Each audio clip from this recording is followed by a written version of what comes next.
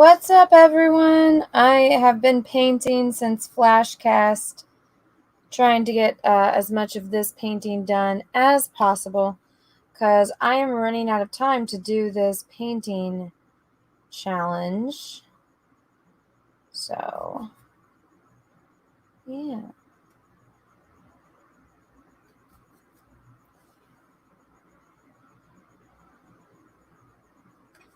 But yeah, so this is a crystal ball with an eye in it.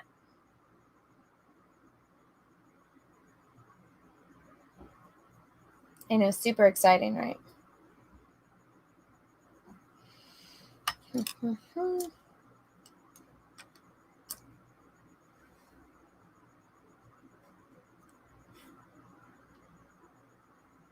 everyone enjoyed Flashcast.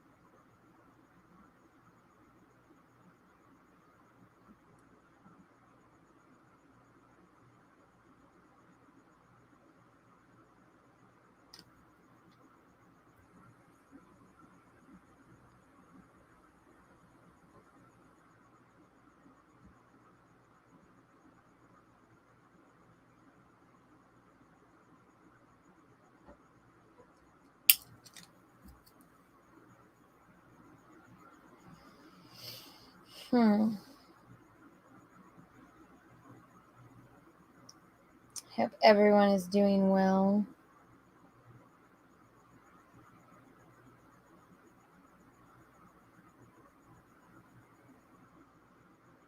I feel like I should listen to something in the background, but all I really want to listen to is like either music or an audiobook, and I think either will get me in trouble.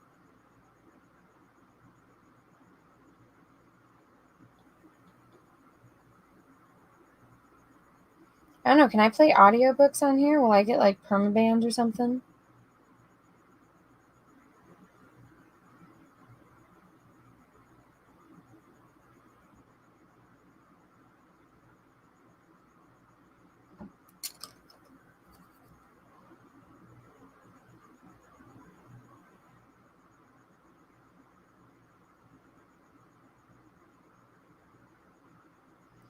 So one problem when you gesso something like to the level that I did, it makes your oil paints dry really quick as if you're painting in acrylics, and I hate it.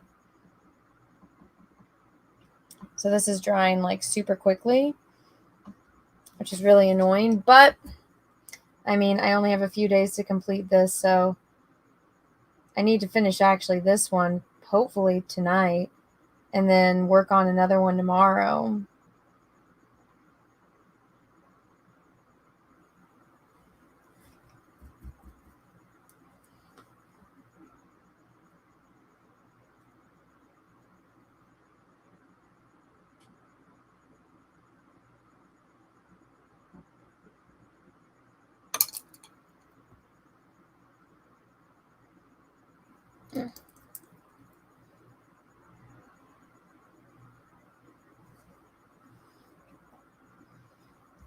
Freaking tulip hairs.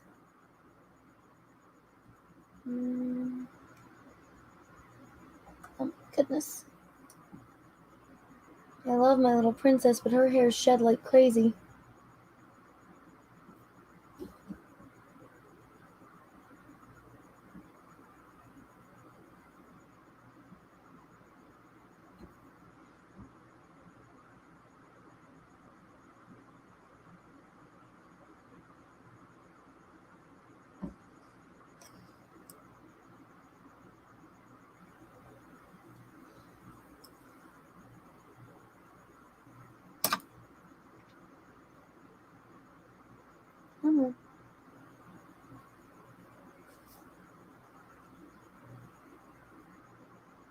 There we go.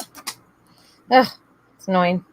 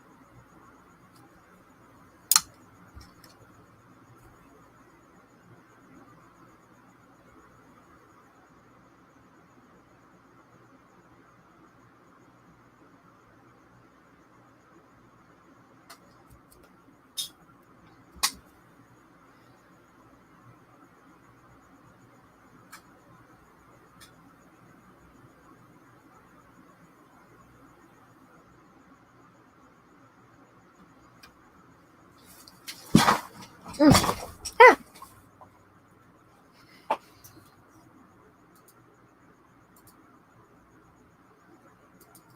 There's 38 people here. Wow. What's up, all you 38 people who are awake?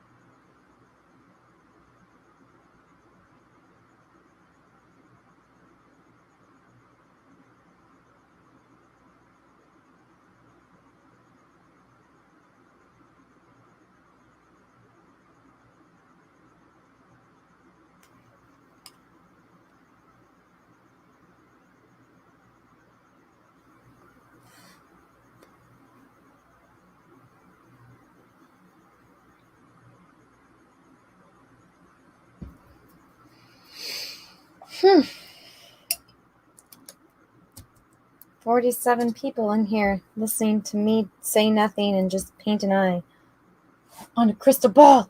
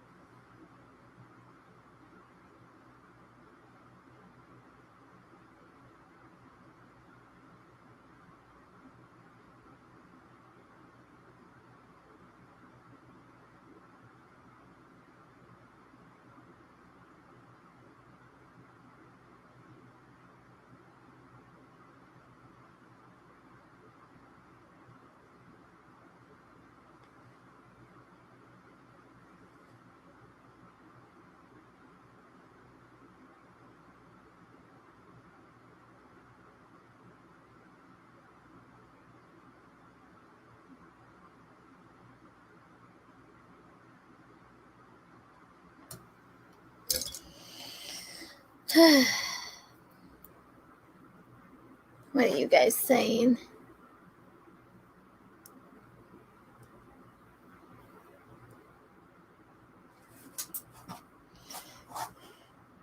Do you guys think I would get flagged if I played the Halo audiobook I was listening to? I really want to finish it.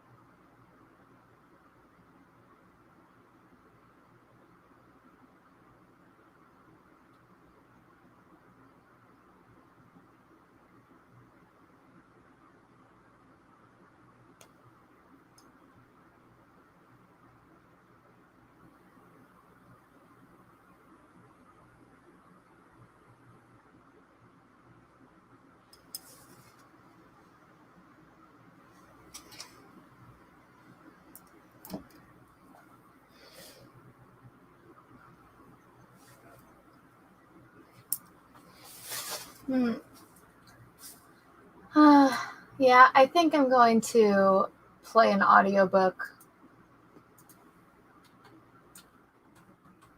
We're going to listen to Halo.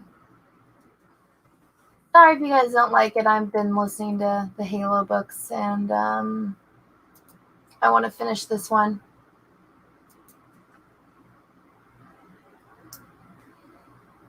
You don't know how hard it is to keep a steady hand. You don't need to keep a steady hand when you're painting. Well, not really, actually. It's more so about. Okay, this is Halo Book 3. I'm gonna pause it real fast.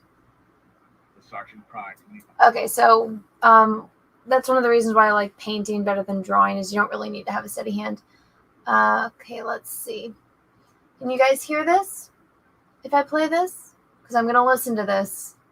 Sorry if you guys don't like Halo, but I really want to finish this damn book. So if you guys haven't smashed the like button, please smash the like button. Other side of the hatch.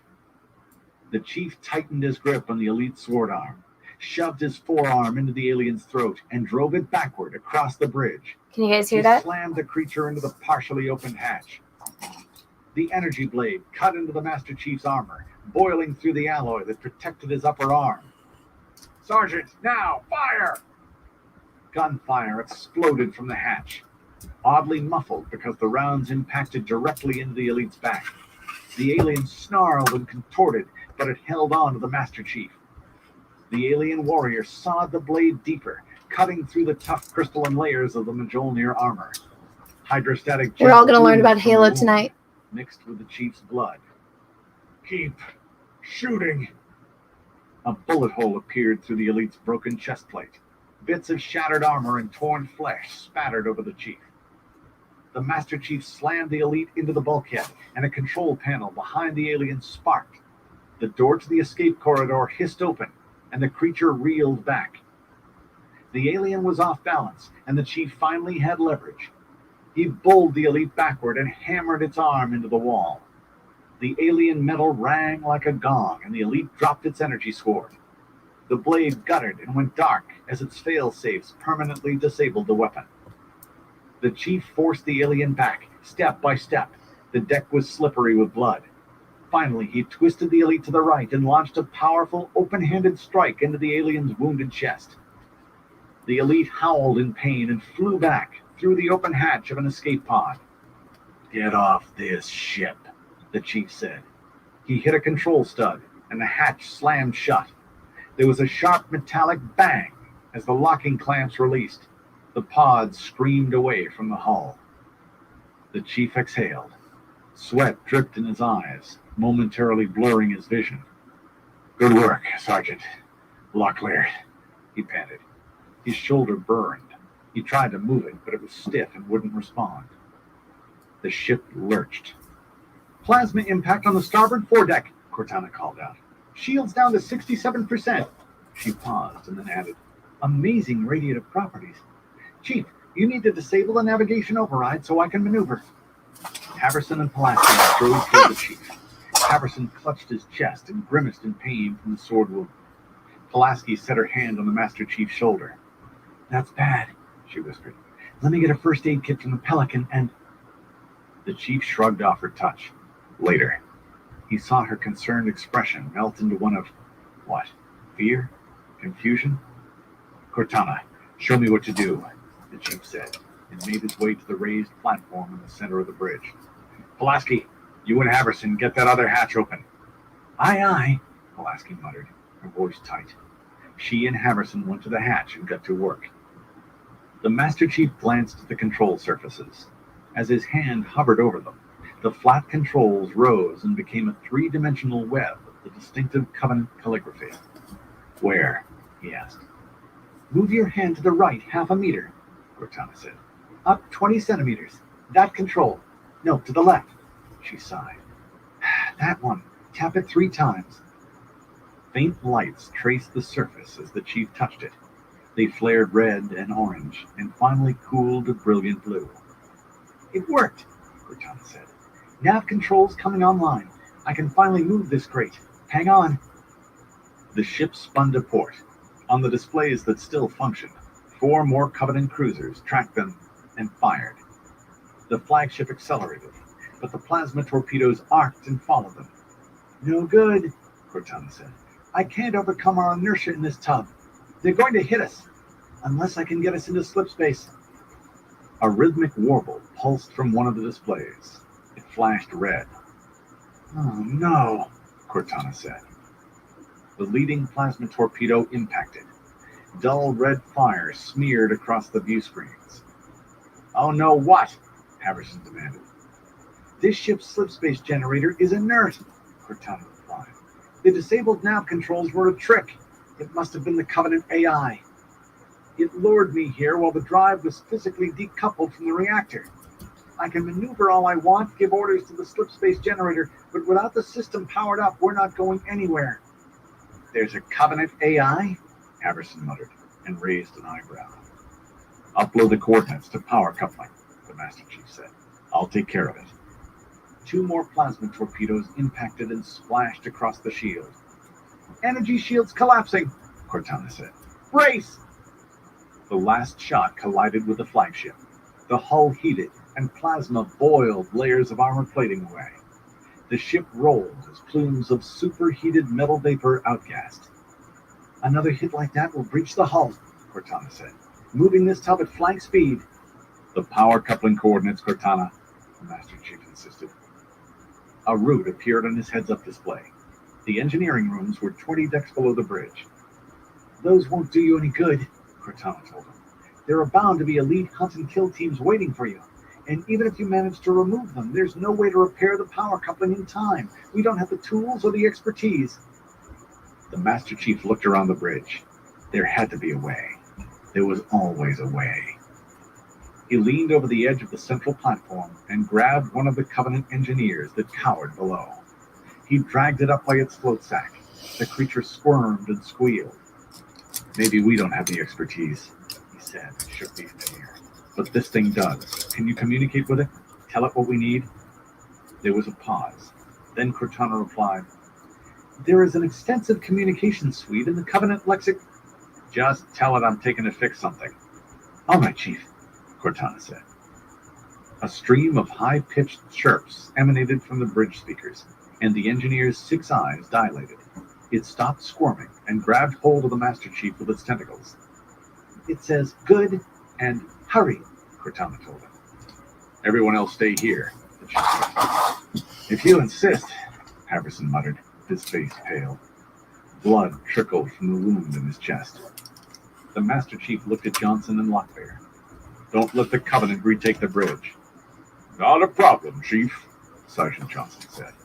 He stopped to kick the dead elite once in the teeth, then slapped a fresh clip into his MA-5B. He yanked the weapon's charge handle, fed around into the chamber, and stood at arms. Those Covenant sissies are going to have to tango with me before they set 1 foot in this room. On the display, 2 of the Covenant cruisers fired again. The Chief watched as the plasma raced toward them, fire that spread across the black of space. Cortana, buy me some time, he said.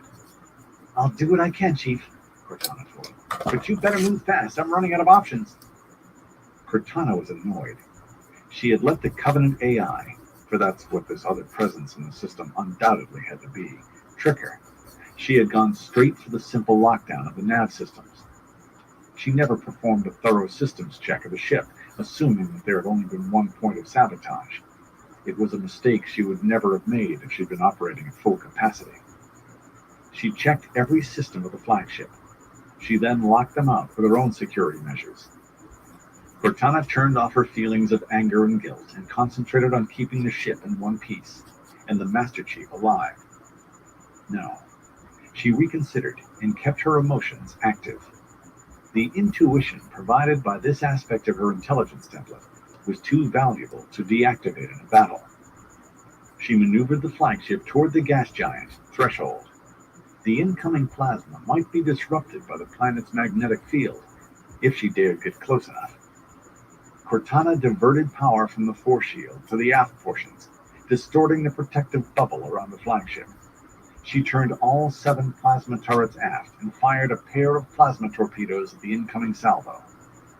The plasma turrets warmed and belched superheated flame, but it dispersed into a dull red cloud only a few meters from the point of fire, thinned, and then dissolved. She saw a subsystem linked to the weapons control, an accompanying magnetic field multiplier. That was how the Covenant shaped and guided their charges of plasma. It acted as a sophisticated focusing lens. Something wasn't right, however. Something had already been in this directory and had erased the software. Cortana swore that when she caught this guerrilla Covenant AI, she'd erase it line by line.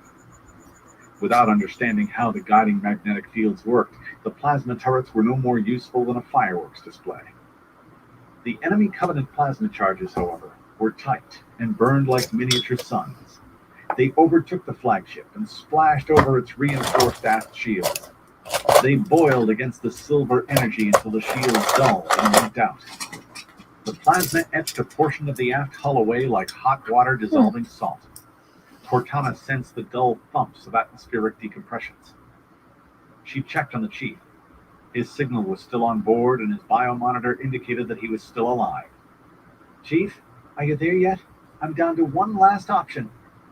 There was a static-filled pause over the comm, and then the Master Chief whispered, "Almost. Be careful.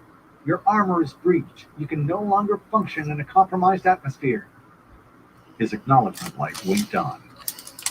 Cortana pushed the Covenant reactors to overload and plotted a course around Threshold. She had to slip into the outer reaches of its atmosphere. The heat, ionization, and planet's magnetic field might protect them from the plasma. The flagship rolled and dived into the thin tendrils of clouds. Bands of white ammonia and amber ammonium hydrosulfide clouds snaked in sinuous ribbons. A red-purple spot of phosphorus compounds cycloned, and lightning arced, illuminating an intervening layer of pale blue ice crystals. But their ship no longer had shields.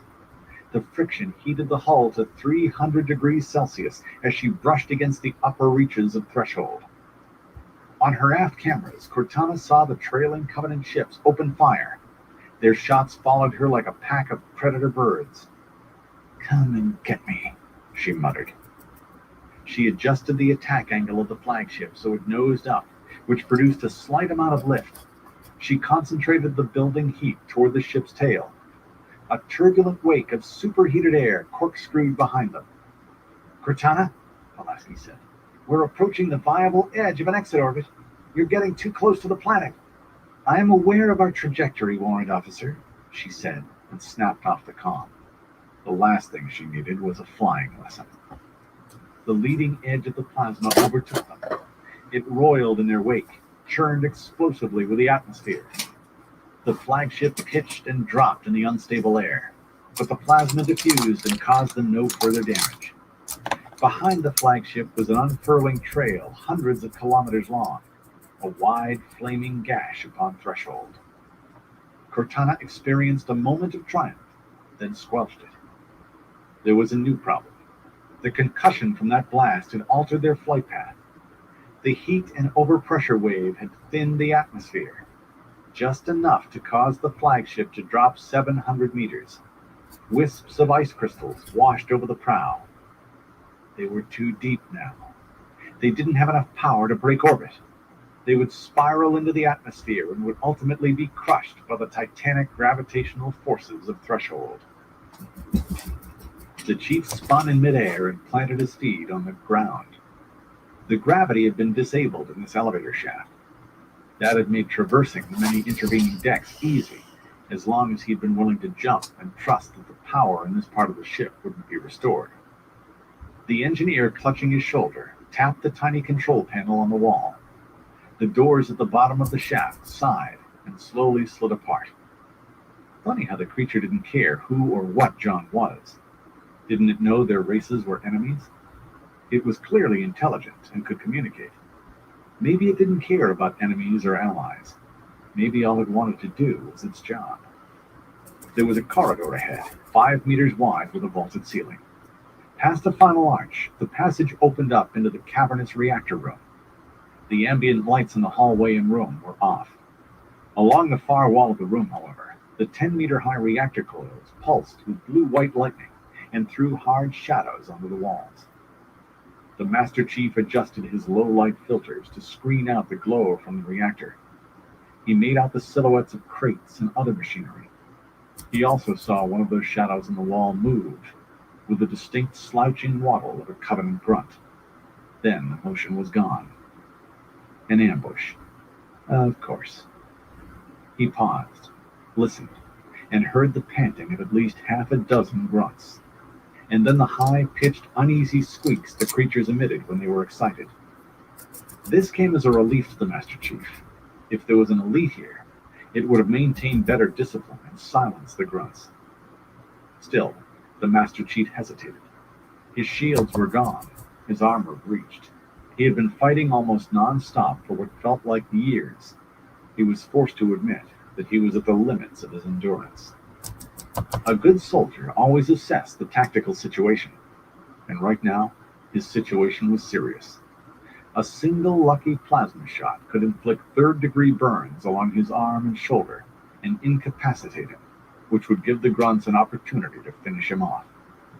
The chief flexed his wounded shoulder, and pain lanced across his chest. He banished his discomfort and concentrated on how to win this fight.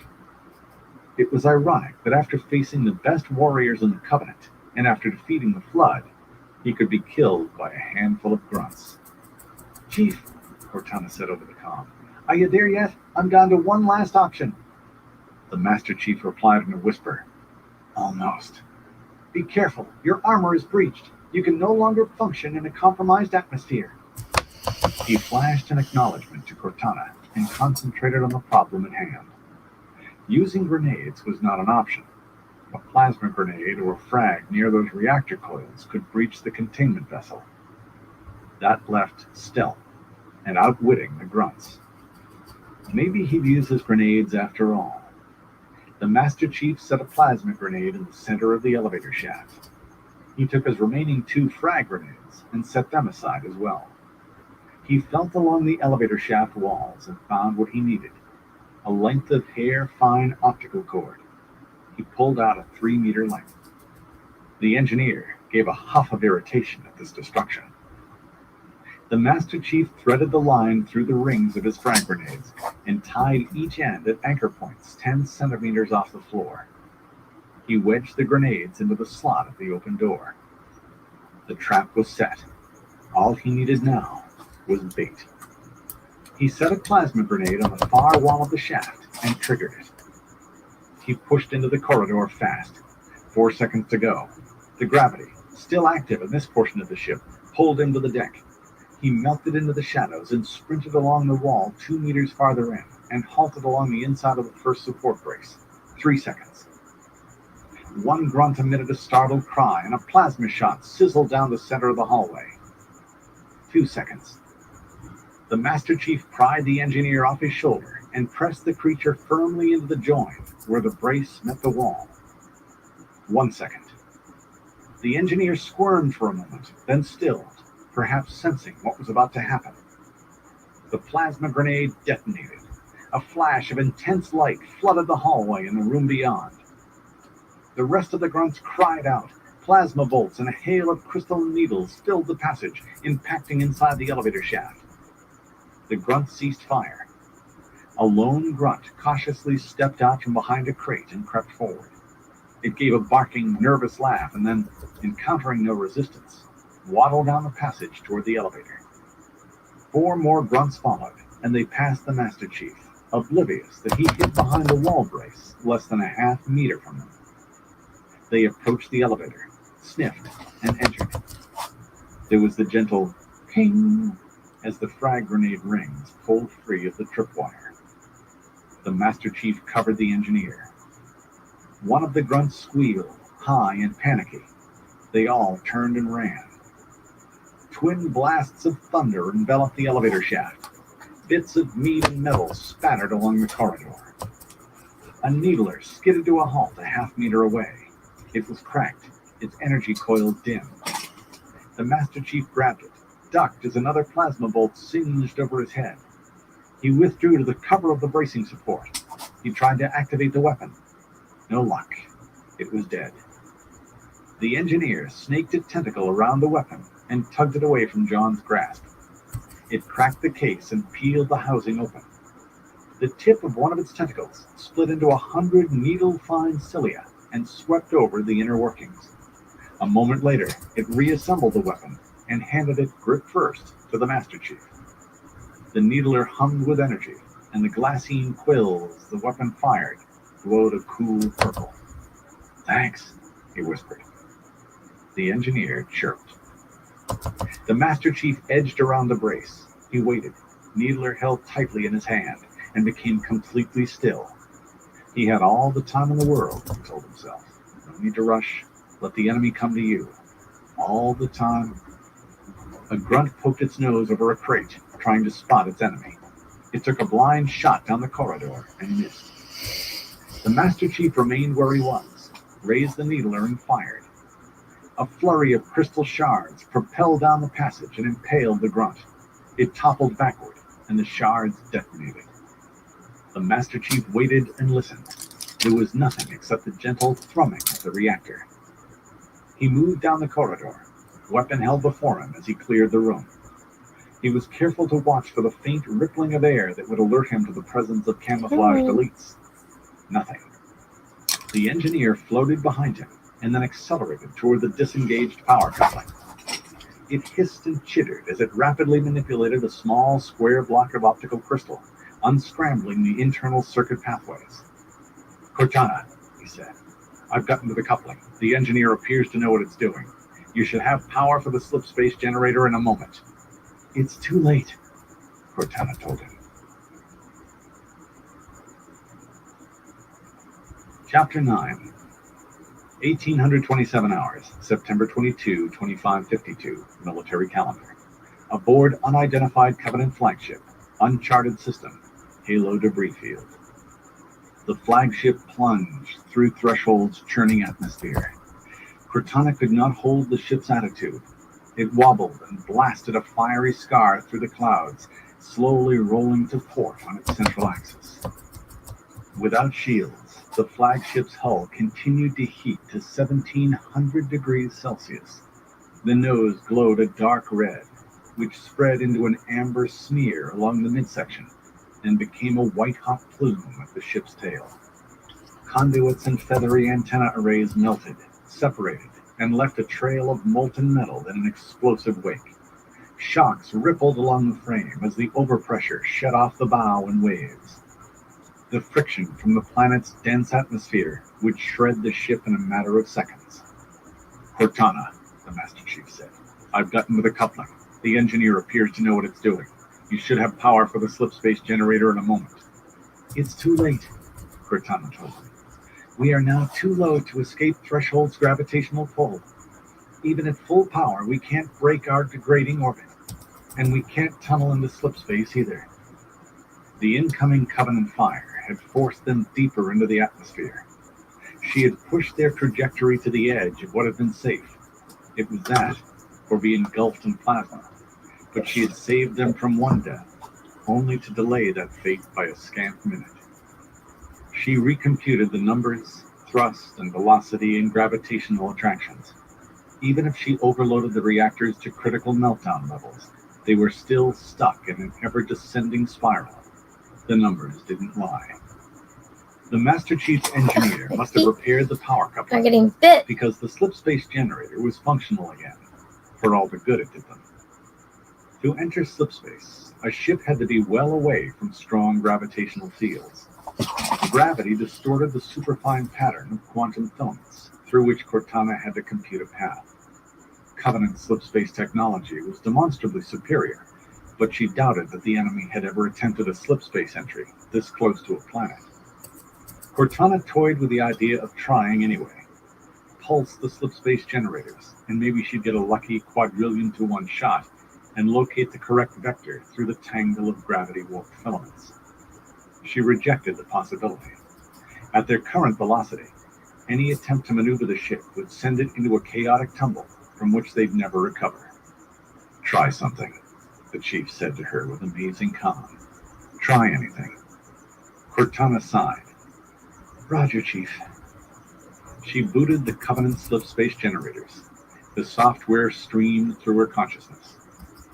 The UNSC Shah Fukujawa slipspace generators ripped a hole in normal space by brute force. But the Covenant technology used a different approach. Sensors came online, and Cortana could actually see the interlacing webs of quantum filaments surround the flagship. "Amazing," she whispered. The Covenant could pick a path through the subatomic dimensions. A gentle push from their generators enlarged the fields just enough to allow their ships to pass seamlessly into the alternate space with minimal energy. Their resolution of the reality of space-time was infinitely more powerful than human technology. It was as if she had been blind before, had never seen the universe around her. It was beautiful. This explained how the Covenant could make jumps with such accuracy. They could literally plot a course with an error no larger than an atom's diameter. "Status, Cortana?" the Master Chief asked. "Stand by," she said, annoyed at the distraction.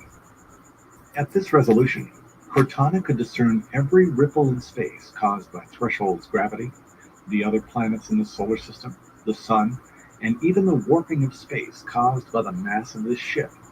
Could she compensate for those distortions?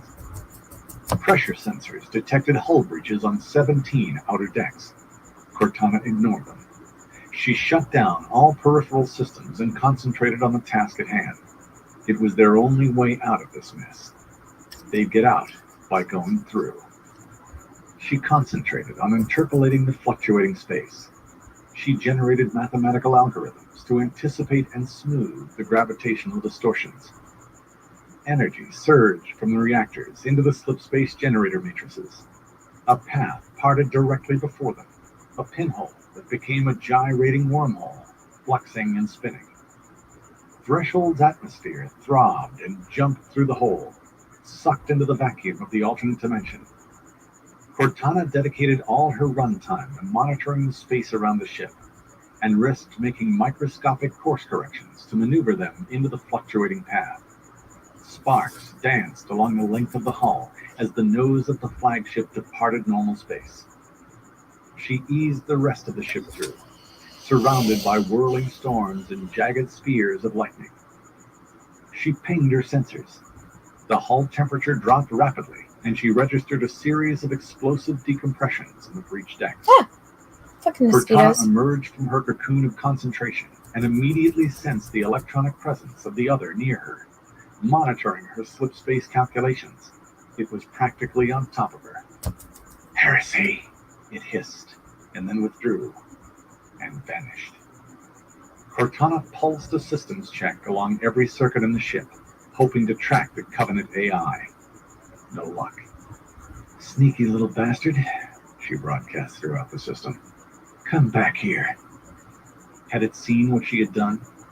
Had it understood what she just accomplished? And if so, why declare it a heresy? True, manipulating 88 stochastic variables in 11-dimensional space-time was not child's play, but it was possible that the other AI would be able to follow her calculations. Perhaps not. The Covenant were imitative, not innovative. At least that's what all the O&I intelligence gathered in the collection of alien races had reported. She had thought this was exaggeration, propaganda to bolster human morale. Now she wasn't so certain, because if the Covenant had truly understood the extent of their own magnificent technology, they could have not only jumped into slipspace from a planet's atmosphere, but jumped into a planet's atmosphere too. They could have simply bypassed Reach's orbital defenses. The Covenant AI had called this heresy? Ludicrous. Maybe the humans could eventually outthink the Covenant, given enough access to the enemy's technologies. Cortana realized the humans actually had a chance to win this war. All they needed was time. "Cortana, status please," the Master Chief said. "Stand by," Cortana reported. The Chief felt decompressive explosions reverberate through the deck, thunder that suddenly silenced itself as the atmosphere vented. He waited for an explosion to tear through the engine room, or for plasma to envelop him. He scanned the engine room for any signs of grunts or elites, and then exhaled and stared into the face of death for the countless time. He had always been a hair's breadth from death. John wasn't a fatalist, merely a realist. He didn't welcome the end. He knew, though, that he had done his best, fought and won so many times for his team, the Navy, and the human race. It made moments like this tolerable. They were, ironically, the most peaceful times in his life. "Cortana, status please," he asked again. There was a pause over the comm, then Cortana spoke. "We're safe, in slipspace, heading unknown." She sighed and her voice sounded tinged with weariness. We're long gone from Halo, Threshold, and that Covenant fleet. If this tin can holds together a bit longer, I want to put some distance between us and them. The chief replied, Good work, Cortana. Very good. He moved toward the elevator. Now, we have a hard decision to make. He paused and turned back toward the Covenant engineer. The creature moved away from the repaired power coupling and drifted to a scarred, half-melted panel that had been hit with stray plasma fire. It huffed, removed the cover, and delved into the tangle of optical cables. The chief left it alone. It wasn't a threat to him or his team. In fact, it and the others like it might be key to repairing this ship and their continued survival. He continued to the elevator shaft, stepping over the bodies of the grunts in the hallway. He nudged them with his foot to make certain they were dead, and then retrieved 2 plasma pistols and 1 of the needle launchers. He entered the elevator shaft, pushed off the deck, and floated upward in the null of gravity. The chief kept his eyes and ears sharp for any hint of a threat as he moved through the corridors to the bridge.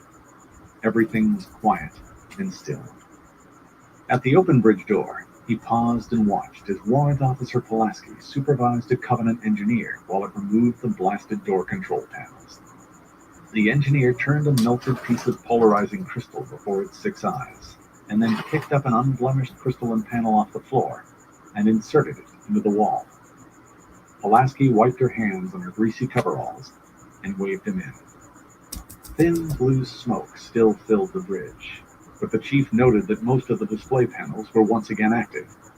Nearby, Sergeant Johnson tended Haverson's wounds, and Locklear stood guard. The young Marine's eyes never left the engineer, and his finger hovered close to, though not quite on, his MA-5B's trigger. The engineer floated back, spun on its long axis, and looked first at Pulaski, and then the chief. A burst of static issued from the bridge speakers, and the Covenant engineer looked to them and then to Pulaski. It tapped the control, and the massive bridge doors slid shut. The engineer passed a tentacle over the controls. They flashed blue, then dimmed. It locks now, Pulaski told them. Ugly here knows his stuff. 3 ultrasonic whistles filled the air. The Covenant engineer, who had just repaired the bridge door, snapped to attention, and its eyes peered intently forward. It chirped a response, and then floated toward the Master Chief, trying to maneuver behind him. What's it doing? The Master Chief asked, turning to face the creature. The engineer huffed in annoyance and tried again to move around it. The Master Chief didn't let him. While John had seen no hostility from the creatures, they were still part of the Covenant. Having one at his back grated against every instinct. I've told it to repair your armor shields, Cortana said. Let it. The Master Chief allowed the small alien to pass. He felt the access panel removed from the shield generator housing on his back. Normally, it took a team of 3 technicians to remove the safety catches and get to the radioactive power source. The chief shifted uneasily. He didn't like this one bit, but Cortana had always known what she was doing. Locklear watched this and ran a hand over his shaved head. He stood on the raised center platform and turned to the other Covenant engineer as it repaired the burned-out displays on the port side of the room. He held his MA-5B loosely, but it was still aimed at the alien's general direction. I don't care what Cortana says, he told the chief. I don't trust them. The engineer near Locklear floated to the bridge's holographic controls and passed a tentacle over a series of raised dots. The screen snapped on and showed 3 Covenant cruisers closing fast. Adrenaline spiked through the Master Chief's blood. Cortana, quick, take evasive action. Relax, Chief, Locklear said. He waved his hand over a holographic control. The images on screen froze.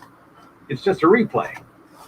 He turned and examined the suspended plasma bolts just as they impacted on the flagship shields. Man, he whispered, I wish our boats had weapons like those. We might soon have exactly that, Marine, Lieutenant Haverson said. He winced and stood, then moved to a screen that showed the storms in the upper atmosphere of Threshold. Play this one, Corporal. Locklear tapped one of the controls. A line of sparkling blue lights appeared on screen, and the nose of the flagship edged into view. The blue line ripped a hole in space, and the ship jumped forward. The clouds of threshold vanished. There was only blackness on the screen. Haverson slicked back the strands of his red hair that had fallen into his face. "Cortana," he asked, "has anyone, human or Covenant, ever performed a slip-space jump from within an atmosphere?" "No, Lieutenant. Normally, such strong gravitational fields would distort and collapse the Shaw-Fukugawa event horizon. With the Covenant slip-space matrices, however, I had greatly increased resolution. I was able to compensate." "Amazing," he whispered. "Goddamn lucky," Pulaski muttered. She tugged on the rim of her cap. "It worked," the Master Chief told her. "For now, that's all that matters." He faced his team, trying to ignore the motions of the Covenant engineer attached to his back. "We have to plan our next move." "I'm sorry to disagree, Chief," Lieutenant Haverson said. "The mere fact that Cortana's maneuver worked is the only thing that matters now." The Chief squared himself to the lieutenant and said nothing. Haverson held up his hands. "I acknowledge that you have tactical command, Chief. I know your authority has the backing of the brass and O&I Section 3. You'll get no argument from me on that point. But I put it to you that your original mission has just been superseded by the discovery of the technology on this ship. We should scrub your mission and head straight back to Earth." "What's this other mission?" Locklear asked, his voice suspicious. Haverson shrugged. "I see no reason to keep this information classified at this point. Tell him, Chief." The Master Chief didn't like how Haverson acceded to his tactical command, yet readily ordered him to reveal highly classified material. "Cortana," the Chief said, "is the bridge secure from eavesdroppers?" "A moment," Cortana said. Red lights pulsed around the room's perimeter. "It is now. Go ahead, Chief." "My team and I," the Master Chief started. He hesitated. The thought of his fellow Spartans stopped him cold. For all he knew, they were all dead. He pushed that to the back of his mind, however, and continued. "Our mission was to capture a Covenant ship, infiltrate Covenant-controlled space, and capture one of their leaders. Command hoped they could use this to force the Covenant into a ceasefire and negotiations." No one said a word. Finally, Locklear snorted and rolled his eyes. "Typical Navy suicide mission." "No," the Master Chief replied. "It was a long shot, but we had a chance. We have a better chance now that we have this ship." "Excuse me, Master Chief," Pulaski said. She removed her cap and wrung it in her hands. "You're not suggesting that you're going to continue that half-assed op, are you? We barely survived 4 days of hell. It was a miracle we got away from Reach, survived the Covenant on Halo, not to mention the Flood." "I have a duty to complete my mission," the Master Chief told her. "I'll do it with or without your help. There's more at stake than our individual discomfort, even our lives." "We're not Spartans," Haverson said. "We're not trained for your kind of mission." That was certainly true. They weren't Spartans. John's team would never give up. But as he scanned their weary faces, he had to acknowledge that they weren't ready for this mission. The sergeant stepped forward and said, "You still want to go? I got your back, Chief." John nodded, but he saw the exhaustion even in the sergeant's dark eyes. There were limits to what any soldier, even a hardcore Marine like Johnson, could endure. And as much as he didn't want to admit it, his original orders, given only a week ago, felt as if they'd been issued a lifetime in the past. Even John felt the temptation to stop and regroup before continuing. "What's on this ship," Haverson said, "can save the human race. And wasn't that the goal of your mission? Let's return to Earth and let the Admiralty decide.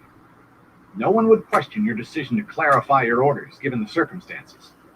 He paused, then added, "And the loss of your entire team." Haverson's expression was carefully neutral, but the Chief still bristled at the further mention of his team, and at the attempt to manipulate him. He remembered his order sending Fred, Kelly, and the others to the surface of Reach, thinking that he, Linda, and James were going on the hard mission. "Listen to the LT," Locklear said. "We deliver a little something for the R&D eggheads and maybe buy some shore leave. I vote for that plan. He saluted Harrison. Hell yeah. This isn't a democracy, the Master Chief said, his voice both calm and dangerous. Locklear twitched, but didn't back down. Yeah, maybe it isn't, he said. But the last time I checked, I take my orders from the Corps, not from some swabby. Sir. The sergeant scowled at the ODST and moved to his side. You better get it together, Marine, he barked. Or the chief will reach down and pull you inside out by your cornhole. And that'll be a sweet, sweet mercy compared to what I'm going to do to you. Locklear contemplated the sergeant's words and the Master Chief's silence. He looked at Pulaski and then to Harrison. Pulaski stared at the Marine with wide eyes, then turned away. Harrison gave him a slight shake of his head. Locklear sighed, eased his stance, and dropped his gaze.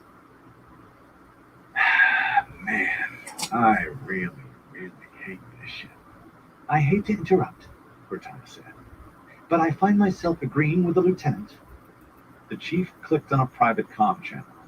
Explain, Cortana. I thought our mission was what you were built for.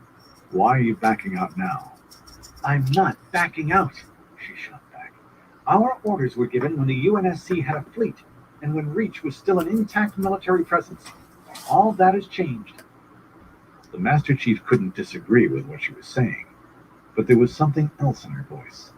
And for the first time, John thought that Cortana might be hiding something from him.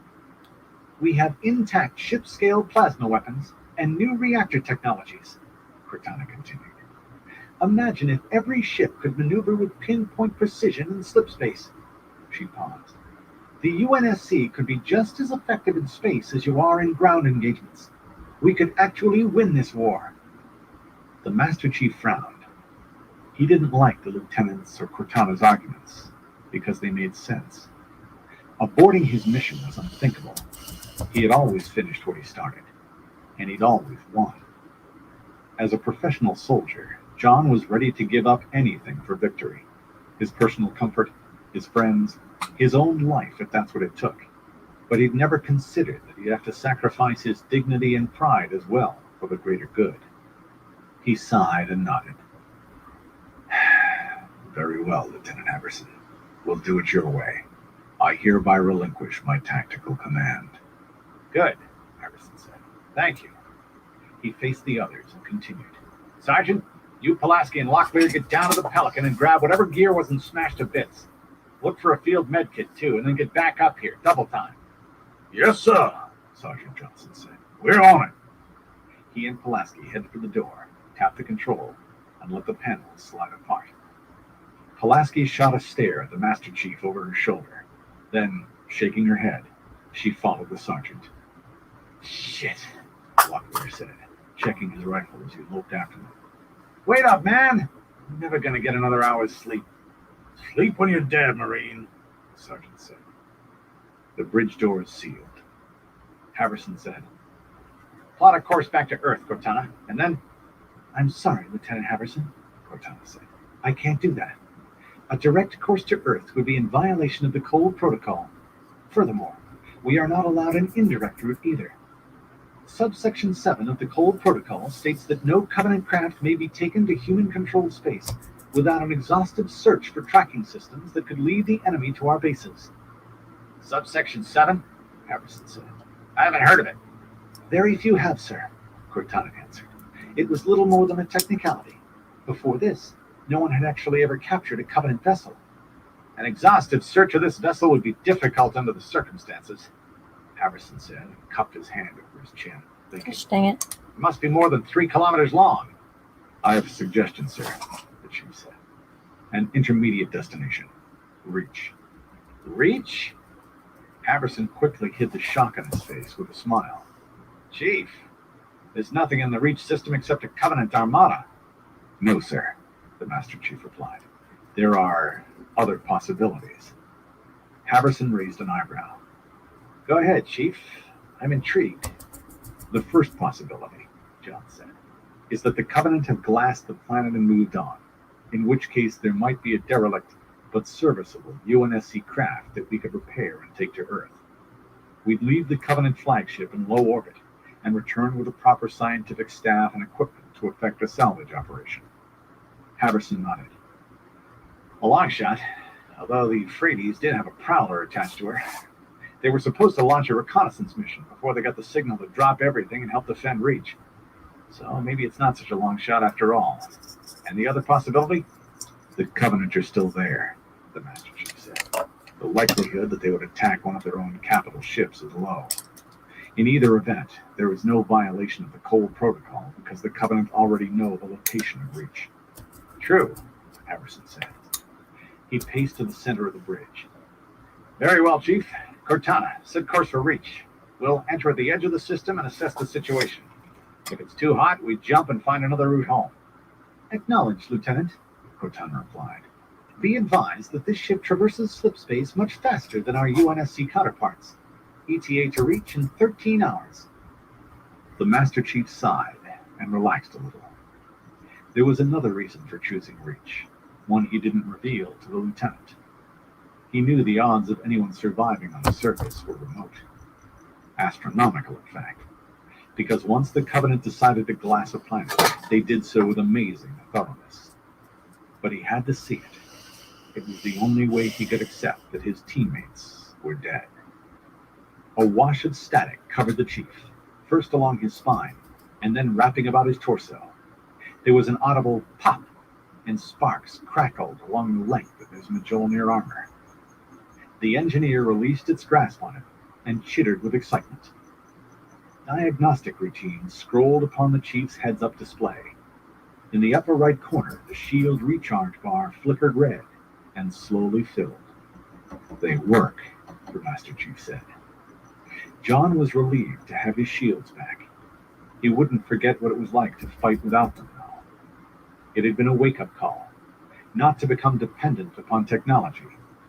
It was also a reminder that most battles were won or lost in his head before he engaged any enemy.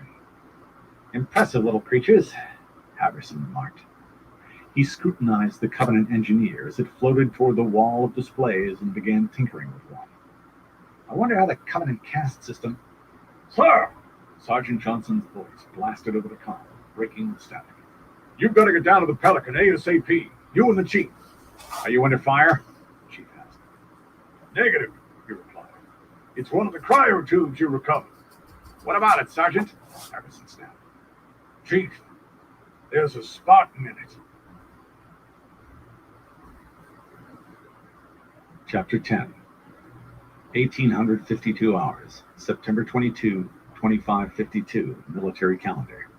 Captured Covenant flagship. In slipspace. Location unknown. After the Chief had left to investigate the cryopod, Haverson made certain the bridge doors locked. He turned and walked over to the Covenant engineer who'd repaired the Master Chief's armor. Fascinating creatures, he murmured. He drew his sidearm and pointed it at the back of its head. Two of the engineer's 6 eyes locked onto the muzzle of the weapon. A tentacle reached for it, split into fine probing threads, and touched the blue-gray metal. Cortana asked, What are you... Haverson shot the engineer. The round tore through its head and spattered gore across the display the alien had been repairing. Haverson! Cortana cried. The other engineer turned and squealed. Then a blinking light on the broken display captured its attention, and it returned to its work, oblivious. Haverson knelt by the dead engineer and holstered his gun. I had no other choice, he whispered. He touched the creature's odd, slick skin. Its color faded from a faint pink to a cold gray. He dragged it to the escape hatch, opened it, and placed the body in the corridor. He paused and went back to fold its tentacles over its body. I'm sorry. You didn't deserve it. Why was that necessary? Cortana demanded. Haverson stood, wiped his hands on the slacks, and sealed the escape hatch access. I'm surprised you even have to ask, Cortana. He heard the anger in his voice. He checked his rising ire. He wasn't mad at Cortana. He was mad at himself, furious because of the ugly necessity of his act. The Covenant are imitative, not innovative, he said. The engineer you ordered to repair the Chief's armor just got a first-hand look at our shield technology, a technology we stole from the Covenant and improved upon. If it somehow managed to rejoin the Covenant, that improved technology would be theirs. How would you like to see that technology manifest as better personal shields for their elite warriors, or on their warships? Cortana was silent. Corporal Locklear was right, Harrison muttered. I really hate this shit too. I understand, Cortana finally replied, but her voice was so cold it could have frozen helium. Harrison sighed and looked at his hands. The engineer's blood tattooed his skin with tiny pinpoints of blue-black. Do you think that the Master Chief will find what he's really looking for on Reach? What do you mean, really looking for? Cortana said. Her voice was still frosty, but curiosity thawed her tone. I mean the other Spartans. Harrison gave a short laugh. True, his argument to go to Reach was valid. We wouldn't be going otherwise. But that's not what he's after. He sent his team down to the surface of Reach, sent them to their deaths. What commander wouldn't go back? And what commander wouldn't hope that they were alive, no matter what the odds? Chapter 11.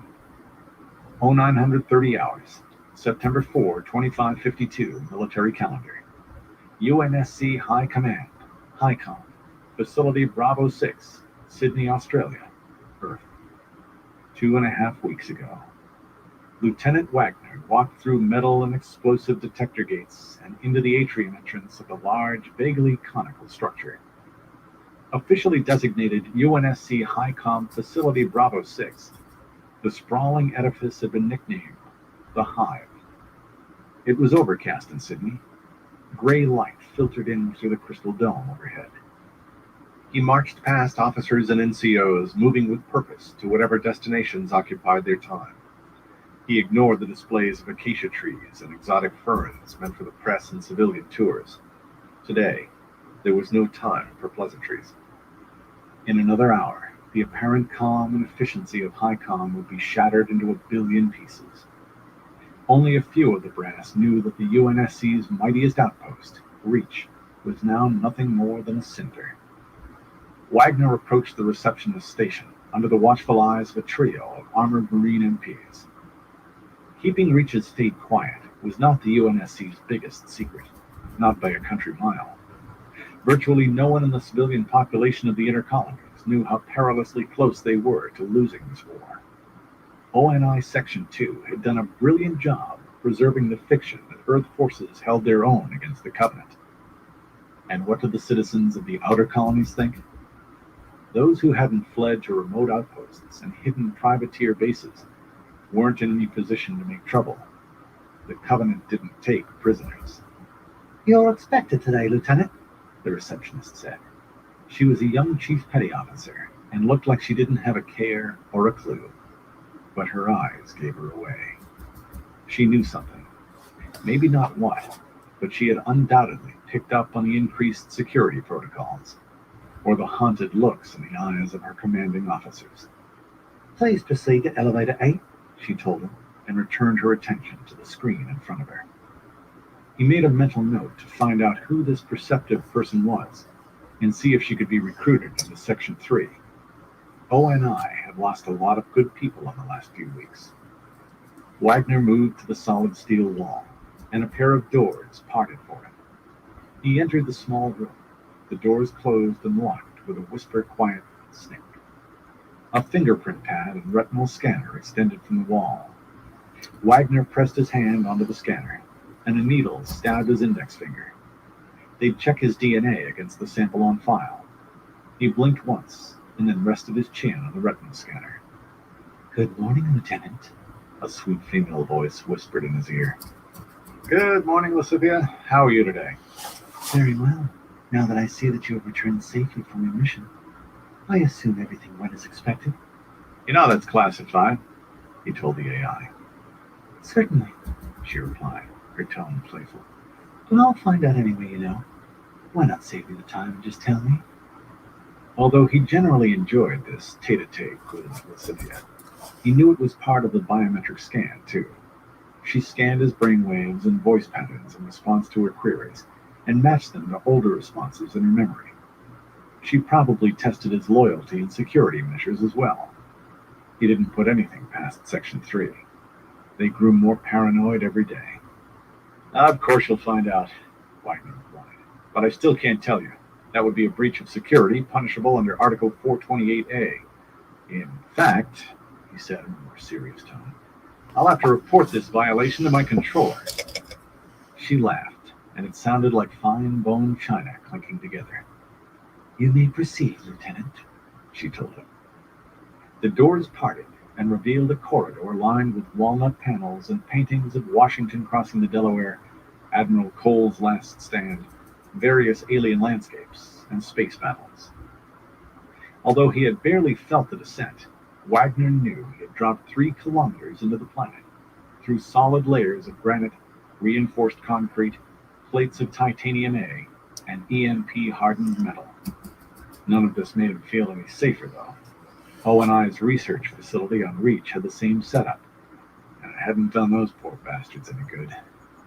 He stepped off the elevator. Lysithea whispered at his back, Watch out in there. They're looking to put someone's head on a pike. Wagner swallowed and straightened the microscopic wrinkles in his uniform. He searched for a reason to delay, anything that would keep him out of the room at the end of this corridor. He sighed and overcame his inertia. No one kept the security committee for the UNSC waiting. A pair of MPs snapped to as he approached the set of double doors. They didn't salute, and their hands rested on their holstered sidearms. They stared straight ahead, but Wagner knew that if he twitched the wrong way, he'd be shot first and questioned later. The doors silently swung inward. He entered, and the doors closed behind him and locked. Wagner recognized most of the brass seated at the crescent-shaped table. Major General Nicholas Strauss, Fleet Admiral Sir Terence Hood, and Colonel James Ackerson. Vice Admiral Whitcomb's chair was empty. Another half-dozen officers were also present, and all were of command rank, which made Wagner nervous. Each had display tablets set before them, and even upside down, Wagner recognized his preliminary report and video records. Wagner saluted. General Strauss leaned forward and snapped off his display. Christ! Did we know they had so many damn ships? He banged a fist on the table. Why the hell didn't we know about this? Who in O&I let this one slip by? Ackerson leaned back. No one is to blame, General, except the Covenant, obviously. I'm more concerned with our response to this incursion. Our fleet was decimated. Ackerson's reputation preceded him. Wagner had heard about the lengths to which he'd gone in the past to make sure his own operations got priority over Section 3's. His rivalry with the Spartan 2 program leader, Dr. Catherine Halsey, was the stuff of legend. Wagner thought Ackerson had been reassigned to a front-line post. Apparently, he'd squirmed out of it. That was trouble. Admiral Hood straightened and pushed his display away, and finally acknowledged Wagner. He returned the salute. The Admiral was impeccably groomed, not a silver hair out of place on his head, and yet there were dark circles under his eyes. At ease, Lieutenant. Wagner tucked his hands behind the small of his back and moved his feet slightly apart, but otherwise didn't relax a millimeter. One was never at ease when in the presence of lions, sharks, and scorpions. Hood turned to Ackerson. Decimate is the wrong word, Colonel. It is. We would have been decimated if we lost 1 ship out of every 10. His voice rose slightly. Instead, we lost 10 of our ships for every one that managed to limp away. It was a total disaster. Of course, Admiral. Ackerson nodded, pretending to listen, and his eyes flickered over the report again. His eyebrows raised as he noticed the time and date stamp. There's one thing, however, I'd like answered first. His glassy glare locked onto Wagner. The time difference between the events in this report and now. He trailed off, lost in thought. Congratulations, Lieutenant. This is a new speed record from Reach to Earth, especially when I know you took the time to perform the legally required random jumps before returning to Earth Sir, Wagner replied, I followed the cold protocol to the letter. That was a lie, and everyone in this room knew it. ONI was always bending the cold protocol. In this case, it was probably justified because of the value of the intel. Still, if they wanted to crucify him, all they had to do was check the time logged on his Prowler's engines and do the math. Hood waved his hand. That's hardly the issue. I think it is, Ackerson snapped. Reach is gone. There's nothing between Earth and the Covenant now except a lot of vacuum. That and whatever secrecy we can preserve. We'll review Section 3's practices later, Colonel. Admiral Hood turned to Wagner. I've read your report, Lieutenant. It's extremely detailed, but I want to hear it from you. What did you see? Are there any details you thought too sensitive to include in your report? Yeah, shit. Tell me everything. Wagner took in a deep breath. He had prepared for this, and he related as best he could how the Covenant ships appeared in the system, the valiant efforts of the UNSC fleet defending Reach, how they failed and were systematically destroyed. When the Covenant slipped onto the surface of Reach with their tactical forces and took out the orbital gun generators, that was the end. Well, I saw only the start of the end. They glassed the planet, starting with the poles. Wagner, who 2 years ago had a third of his body burned by Covenant plasma and not once screamed or shed a tear, paused and blinked away the moisture blurring his vision. I trained at the Naval Academy on Reach, sir. It was the closest thing I had to a home in the outer colonies. Hood nodded sympathetically. Ackerson snorted. He pushed away from the table, got up, and moved to Wagner's side. Save the sentimentality, Lieutenant. You say they glassed Reach? Everything? Wagner detected anticipation in the Colonel's tone, as if he wanted the Covenant to have destroyed Reach. Sir, Wagner replied, before I jumped to slipspace, I witnessed the poles destroyed, and approximately 2/3 of the planet's surface was on fire. Ackerson nodded, seemingly satisfied with his answer. So everyone on Reach is gone then? Vice Admiral Whitcomb, Dr. Halsey, too. He nodded and added, such a tremendous waste. There was no sympathy in his voice. I could only speculate, sir. No need, Ackerson muttered. He returned to his seat. Strauss sighed. At least we have your special weapons programs, Ackerson. Halsey's Spartan 2s were such a great Ackerson shot the general a look that could have blasted through battle plate. The general halted mid-sentence and snapped his mouth closed.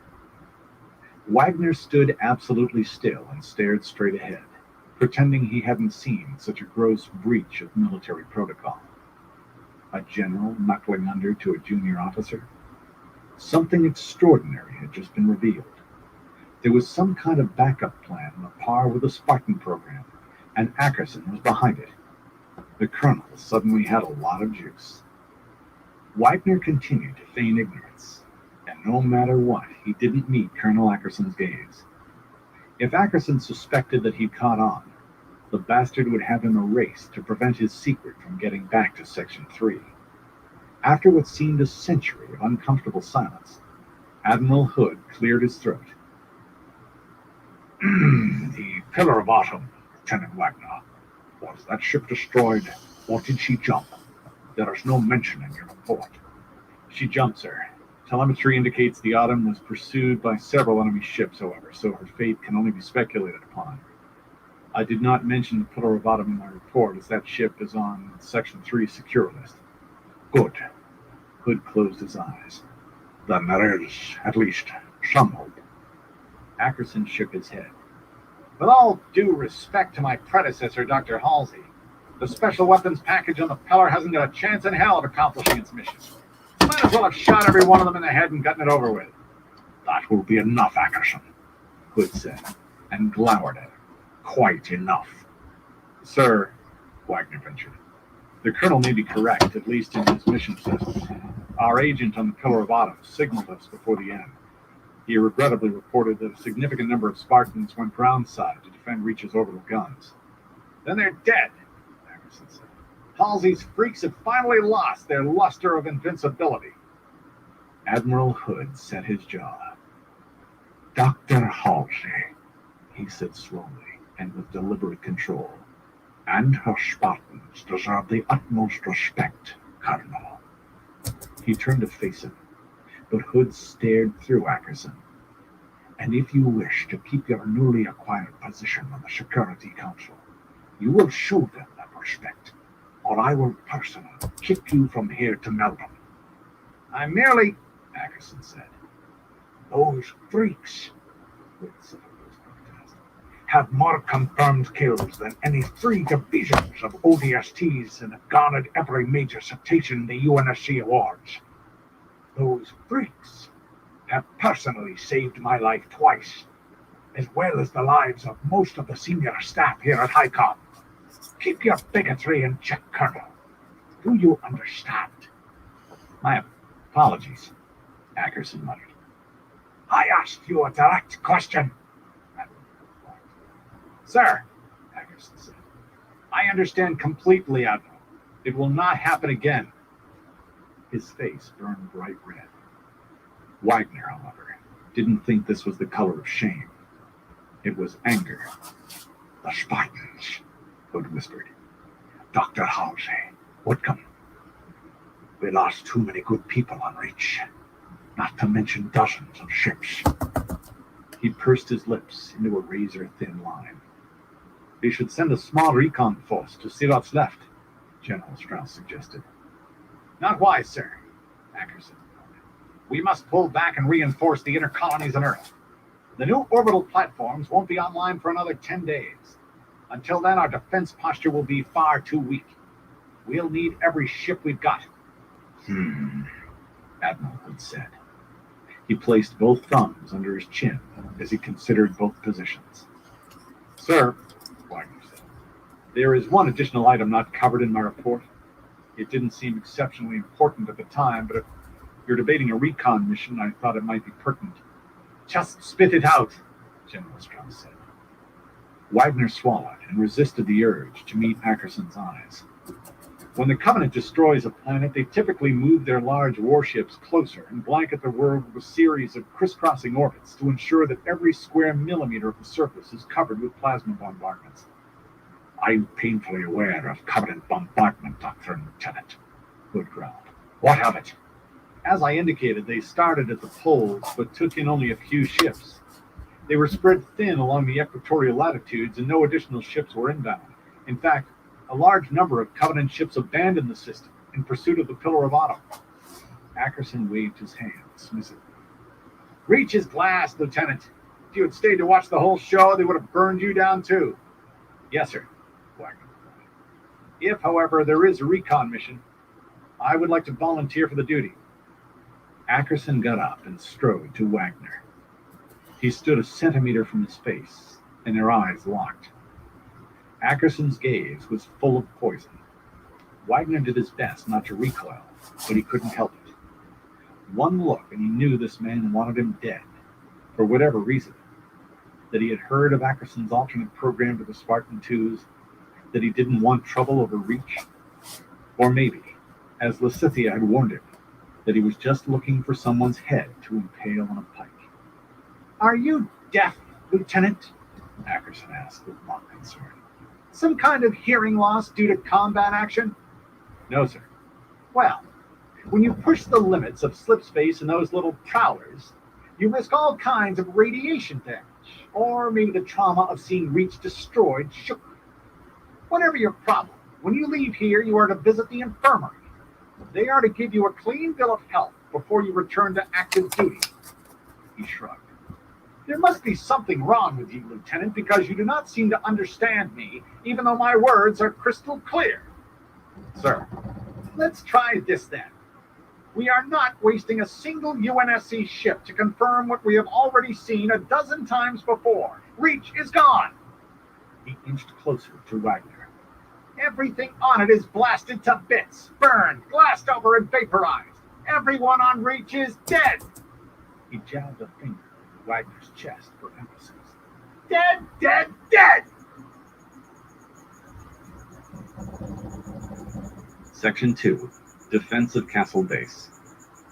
Chapter 12. 0744 hours, August 30, 2552, military calendar. Epsilon Eridani system, Longhorn Valley, planet Reach, 5 days ago. Steamy clouds parted like a drawn curtain. A fireball, 100 meters across, roared over Fred and Kelly's position. Fred traced the line of flames back through the sky and spotted the faint outlines of dozens of Covenant warships in low orbit. Fred's Banshee skimmed over the treetops, down the mountainside. He pushed the craft to its maximum speed. Kelly followed, and they swooped into a valley and up onto the zigzagging ridgeline where Joshua had first spotted the Covenant invasion force. He put aside thoughts of his fallen comrade. He had to focus on keeping his remaining team members alive. Fred called up the mapping system on his heads-up display. A blue nav marker, nestled in the crusted topological lines, identified their fallback position. ONI Section 3's secure and secret research facility, buried under Menachite Mountain. 2 decades ago, it had been a titanium mine, and then the abandoned tunnels were used as storage until Section 3 had taken over the mountain for their own purposes. We'll need to find a safe route through... A hail of purple-white crystalline shards hissed through the air, arcing up from the forest beneath them. Each shard looked like the projectile fired by a Covenant needler, but far larger. The shard that slashed past Fred's cockpit was the size of his forearm. Kelly dodged one projectile, which exploded in midair. Needle-like fragments bounced from the Banshee's fuselage. One tiny secondary fragment impaled Fred's Banshee and detonated. The port canard of his flyer deformed from the explosion, and the craft wobbled. "Down!" he shouted, but Kelly was already a dozen meters below him and plummeting to a distant dry riverbed. He followed, trailing smoke. Fred confirmed his position and guided his wounded Banshee onto a course that followed the flash-dried riverbed below. The path wound through the forest and sinued close to Menachite Mountain. With luck, they could ditch the Banshees and make a short run to the ONI facility. Overhead, Tangerine Borealis pulsed from the north. Sheets of silver crackled across the sky, and the black clouds boiled, lit by the raging fires beneath them. They piled into thunderheads and spat lightning. The massive warships that had been overhead moments ago accelerated back into the upper atmosphere. Their engines screamed and left blistering wakes across the swollen sky. For a split second, panic seized Fred's throat. Then his training kicked in, and his mind turned cold and metallic, and filtered through every fact he had on Covenant plasma bombardments. He had to think, or die. So he thought. Something didn't fit. Covenant plasma bombardment had always proceeded in an orderly crisscrossing pattern across a planet until every square centimeter of the surface was glass and cinder. The ships above hadn't finished their work here. He risked a glance to the left and right. 100,000 hectares of forest, the same forest that Fred and his fellow Spartans had trained in since childhood, was being devoured by walls of flame. Coils of heat and thick black smoke spiraled into the sky. A wave passed over Fred and Kelly. He couldn't see it, but he felt it. 1,000 ants had gotten into his armor and bitten him. Static fuzzed his display and then vanished with a pop. His shields dropped to zero and then slowly started to recharge. The grav pods in their flyers flickered and sputtered. "EMP!" Kelly shouted over the comm. "Or some plasma effect!" "Hard landing!" Fred ordered.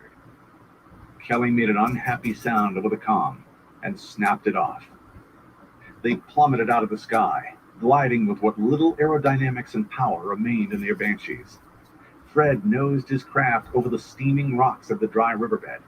He picked a path between boulders and jagged granite fangs, pointed toward a ribbon of gravel. There was just one problem. A pair of these rocks were slightly darker than the others, and they moved. The creatures were huge and heavily armored and moved with slow, deliberate precision. Each held a massive metal plate like a shield. Fred hit the comm and yelled, "Heads up! Covenant hunters dead ahead!" There was no time to evade the new threat. The nearest hunter wheeled to face them, and the array of sensory pins along its back flared, anemone-like. The hulking creature raised its main weapon, a powerful fuel rod gun mounted on its arm, at Fred. The barrel pulsed green. The hunter fired. Fred killed the power, and his Banshee dropped 10 meters. There was a flash as the orb of destructive energy split the air where his flyer had been a second before. The Banshee hit the ground, skidding through fist-sized rocks. The battered craft flipped and tossed him to the ground. The Banshee rolled end over end and crashed into the hunter. The massive alien brought up its thick metal shield and shrugged off the wreckage as if it were cardboard. The fuel rod gun began to charge again. Fred winced and rolled to his feet, ignoring the new pain the crash landing had caused. He needed a weapon. Pain would have to wait. The hunter lumbered toward him, then dropped into a crouch and charged ahead at terrifying speed. There was a crackle of static on his comm frequency, and Fred heard one word. Duck! He threw himself onto the ground and rolled to the side. Kelly's riderless flyer soared over him and collided with the hunter at full speed. The Banshee exploded and showered the area with glittering metal fragments. The hunter reeled as fire washed across its armor. It moved in slow, confused circles.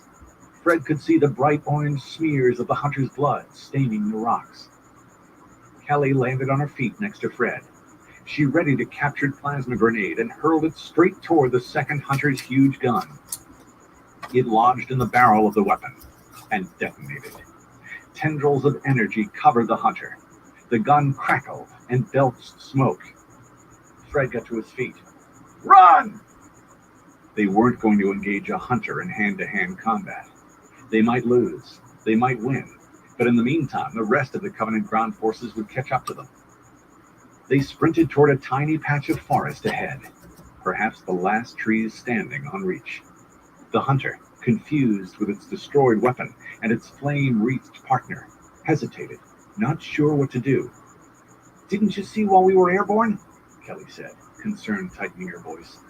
There's about half the entire Covenant assault force just ahead. Ground troops? Fred said, boosting his speed to a full sprint. How far? Half a click.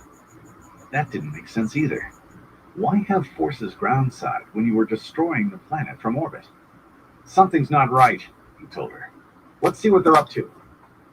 Kelly's acknowledgement light winked red. They're between us and the fallback point, Fred told her. We have to. They entered the stand of trees, paused, and looked back. The hunter shambled after them, but it was a futile pursuit.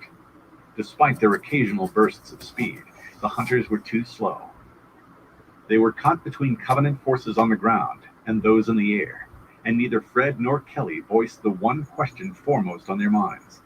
Was there even a fallback position left? Or had the Covenant between them and the rest of their team found and destroyed them? The comm crackled. Is Gamma Team Alpha? Come in! Fred replied. Gamma, this is Alpha. Go ahead. There was a roar of static. Whitcomb! Too many! You read? Gamma! Fred shouted. The fallback is hot. Repeat, hot. Acknowledge. It was only static. I hope they heard, he told Kelly. Red 21 can take care of his team. Don't worry. She crept forward and waved him to follow. Take a look at this. Fred glanced over his shoulder. No hunter, and nothing on his motion detector. He followed Kelly and parted a wall of blackberry brambles. Parked in a clearing were Covenant vehicles, lined in 3 rows of 4. Mortar tanks. The tanks had 2 wide lateral fins, beneath which were armored anti-grav pods. They were extremely stable and fired the Covenant's most powerful ground weapon, the energy mortar. Fred had seen them in action. They fired an encapsulated blob of plasma that obliterated everything within 20 meters of impact. Titanium battle plate, concrete, or flesh, it all vaporized. Marines called these tanks Wraiths because you usually got one look at them before they made you one. There were a handful of grunts milling about the tanks, as well as dozens of the floating Covenant engineers. The engineers swarmed over and under the machinery. Most interesting to Fred, the vehicle's hatches were open. I can't think of a better disguise, Kelly whispered, than 5 tons of Covenant armor. She started forward. Fred set his hand on her arm, holding her back. Wait. Think it through. There are two possibilities. First, if the Covenant have found the fallback position, we go in guns blazing and carve a path for Delta Team to get out. She nodded. The other possibility? They don't know that Delta Team is holed up under the mountain. Then, Fred hesitated. Then we have to draw them away. Kelly considered this, then said, I was afraid you were going to say that. She gave the dirt a tiny kick. But you're right. A blip appeared on their motion trackers, directly on their 6. The contact was large and moving steadily toward them. The hunter must have made up its mind, come to find them and stomp them into the ground. Move, Fred whispered. They crossed the field quickly and silently, and the grunts never saw them. Fred and Kelly reached the smooth-surfaced Wraith tanks. He gave Kelly a go signal, and she sprang into the nearest open hatch. A moment later, Fred inched ahead to the next tank and eased inside. He sealed the hatch behind him. This was one of the most desperate and stupid decisions he had ever made. How were they going to take on an entire Covenant invasion force with a pair of tanks, especially tanks they hadn't a clue how to operate? Red 1, Kelly said over the comm. Ready when you are. Fred examined the dim interior. Directly ahead was a seat, constructed with the same mottled purple metal as the Banshees. Fred settled his bulk onto it. It was too high. He had to stand in a half-crouch. Holographic control surfaces and displays sprang into the air before him and showed a 360-degree view. Through the armored shell, he felt the rumble and roar of Kelly's tank starting. Fred didn't understand any of the symbols, yet something seemed familiar about them. Some of the controls were similar to the Banshee, but nothing was an exact match. He relaxed as best he could given the situation, and his hands drifted over the controls. He tapped a symbol that could have been Aztec iconography, a tangle of spaghetti, or a crisscross of bird tracks. His tank coughed and rumbled and rose a meter off the ground. Fred frowned. He'd been damn lucky to get it right the first time. That was more than luck. Just as it was more than luck that he knew that the controls under his left hand moved the tank. The ones under his right aligned the mortar on target, and the one in the center armed and fired the main battery. Fred wasn't going to examine how he knew this. He just used this curious development to his advantage. Ready here, he told Kelly. Let's take out the motor pool. Affirmative, she said, trying to conceal the faint trace of anticipation in her voice. In unison, the Spartans turned and fired at the far corner of the formation of tanks. 2 blue-white blobs of liquid sun spat from the wraiths and detonated. There was a dazzling light, an expansion of superheated white fire, and then there was glass-smooth ground and the smoldering skeletons of 7 Wraith tanks. More luck. If the tanks had been active, with hatches secured, they might have survived the first volley. Kelly's tank surged ahead and bulldozed aside the surviving tanks near them. Fred turned, accelerated to full power, and smashed through a line of retreating grunts, a series of small, satisfying thuds reverberating through the cockpit. The 2 Wraith tanks shattered through a line of trees, splintering their trunks. Beyond lay the main Covenant camp. 1,000 grunts and jackals ran toward them, weapons and personal shields ready, but none of them fired. They charged past the 2 tanks. They think we're on their side, Fred said. They're going to see what attacked them. Let's not show them otherwise until we have to. Kelly's acknowledgement light winked on, and she pushed a path through the onrushing grunts, who quickly parted before her. Half a kilometer ahead was a stand of hexagonal gold and silver structures, the shielded tents of the elites. There were half a dozen stationary plasma turrets, shades guarding them, and beyond them lay the mountain under which were ONI Section 3's secret research caverns. The Covenant were there as well. Without thinking, Fred tapped a control. The display magnified. 100 Covenant engineers maneuvered heavy equipment, laser drills and conveyor belts and giant insect-like machines that looked as if they could dig through the entire mountain. They found the caverns, Fred told Kelly. Looks like they're going to dig them out. But again, why? Why not just blast them from orbit? The Covenant had never taken prisoners, except the occasional straggler to execute for sport. They didn't go to this much trouble, unless it wasn't Delta Team they were after. Fred keyed his comm. Delta, if you're listening, we're coming in from south-southeast in a pair of captured Wraith tanks. You'll know which ones from the fireworks. Keep your heads down and don't shoot us. He keyed over to Kelly's personal comm. Blaze a trail, Red 2. Kill everything and get to that entrance ASAP. I'm on it, she whispered, her voice thick with concentration. A blue acknowledgement light flickered on, but it wasn't Kelly's. It was tagged as Spartan 039, Isaac. That was part of Will's team. So they were holed up at the fallback position. Relief flooded into him to know his team was here and still alive. But he couldn't hope, not yet. He had 300 meters to cross, every millimeter of which was covered with a solid wall of Covenant grunts, jackals, and elites, a path straight through hell. Kelly rotated her tank about and fired at the remaining wraiths and the cluster of grunts trying to put out the fires near those she'd already destroyed. For a split second, the ground was the surface of a sun. It flared, faded, and then was nothing but ash. Fred fired his mortar, as fast as the tank's power supply would cycle. He lobbed 3 silver-white projectiles at the concentration of elites and plasma turrets. They had shields that protected them for a microsecond before they overloaded and collapsed. They flared like the strike-anywhere matches the ODSTs used to light their contraband cigarettes. Kelly shot arcing projectiles into the hundreds of grunts and jackals running in every direction. Bodies charred mid-stride and turned to vapor. It was as if a dozen lightning bolts had struck in the center of the camp.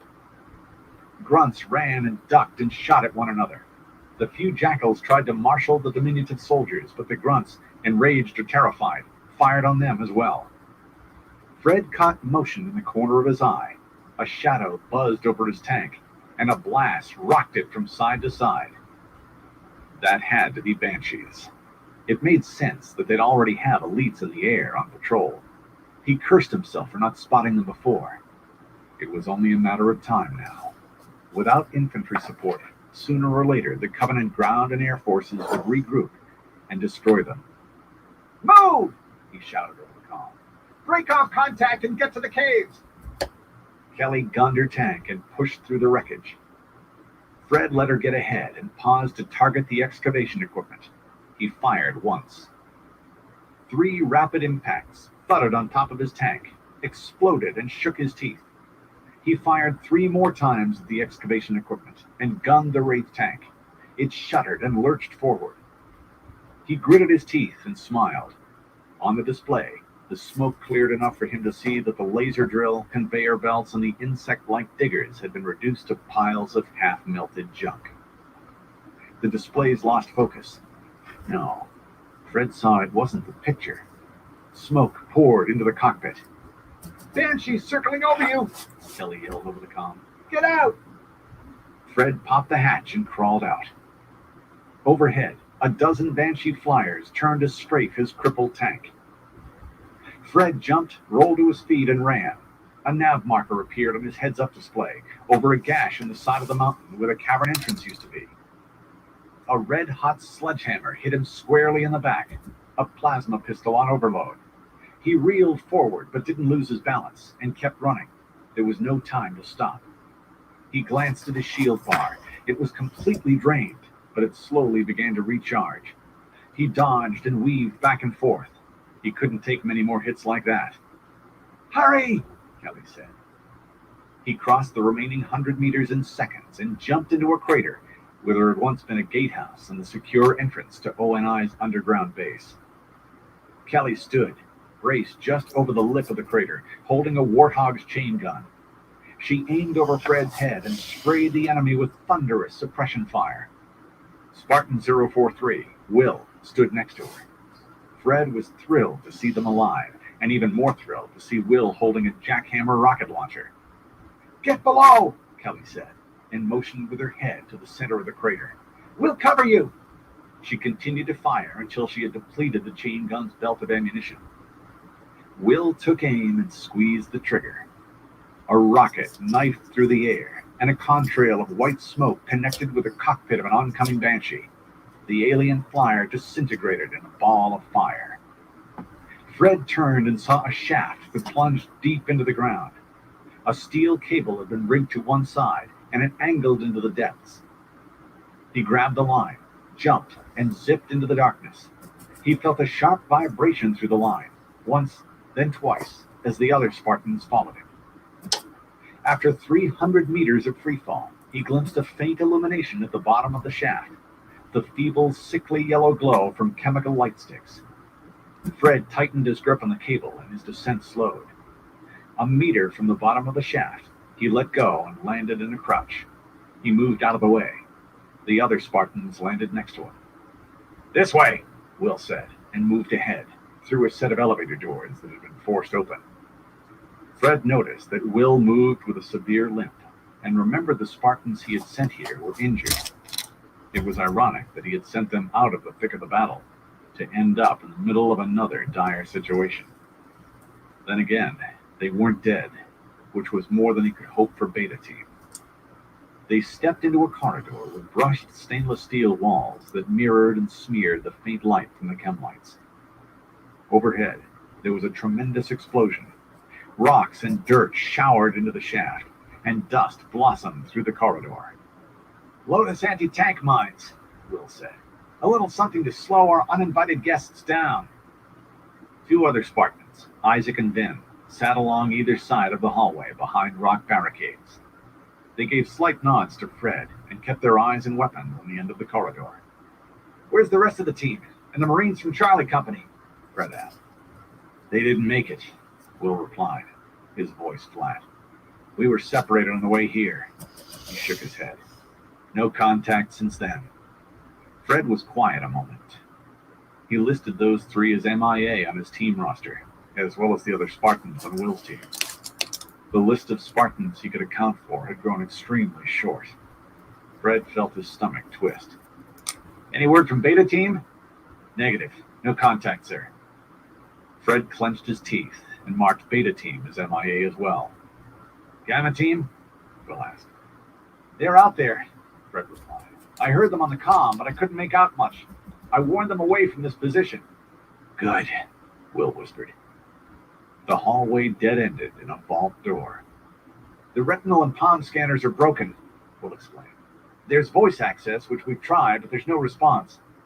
This door must be a meter thick, so without cutting tools or 100 kilos of explosive, we're stuck on this side." "You spoke to the people on the other side?" Kelly asked.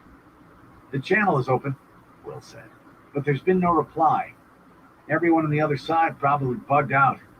Or maybe you're just not saying anything they want to hear," Kelly said. She whistled a 6-note sing-song tune. Will nodded. "I didn't think of that." The tune had been the Spartans' secret code from when they were young and training on Reach. It was their all clear, it's safe to come out signal. No one but the Spartans and a very few select outsiders knew of it. A few outsiders who might be still here.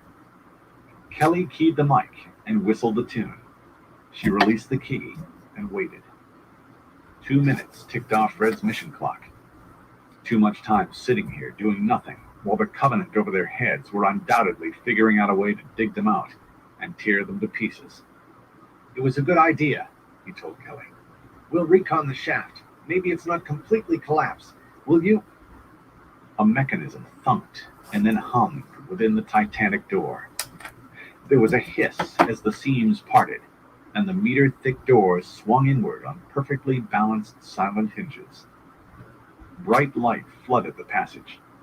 A silhouetted figure stood on the threshold.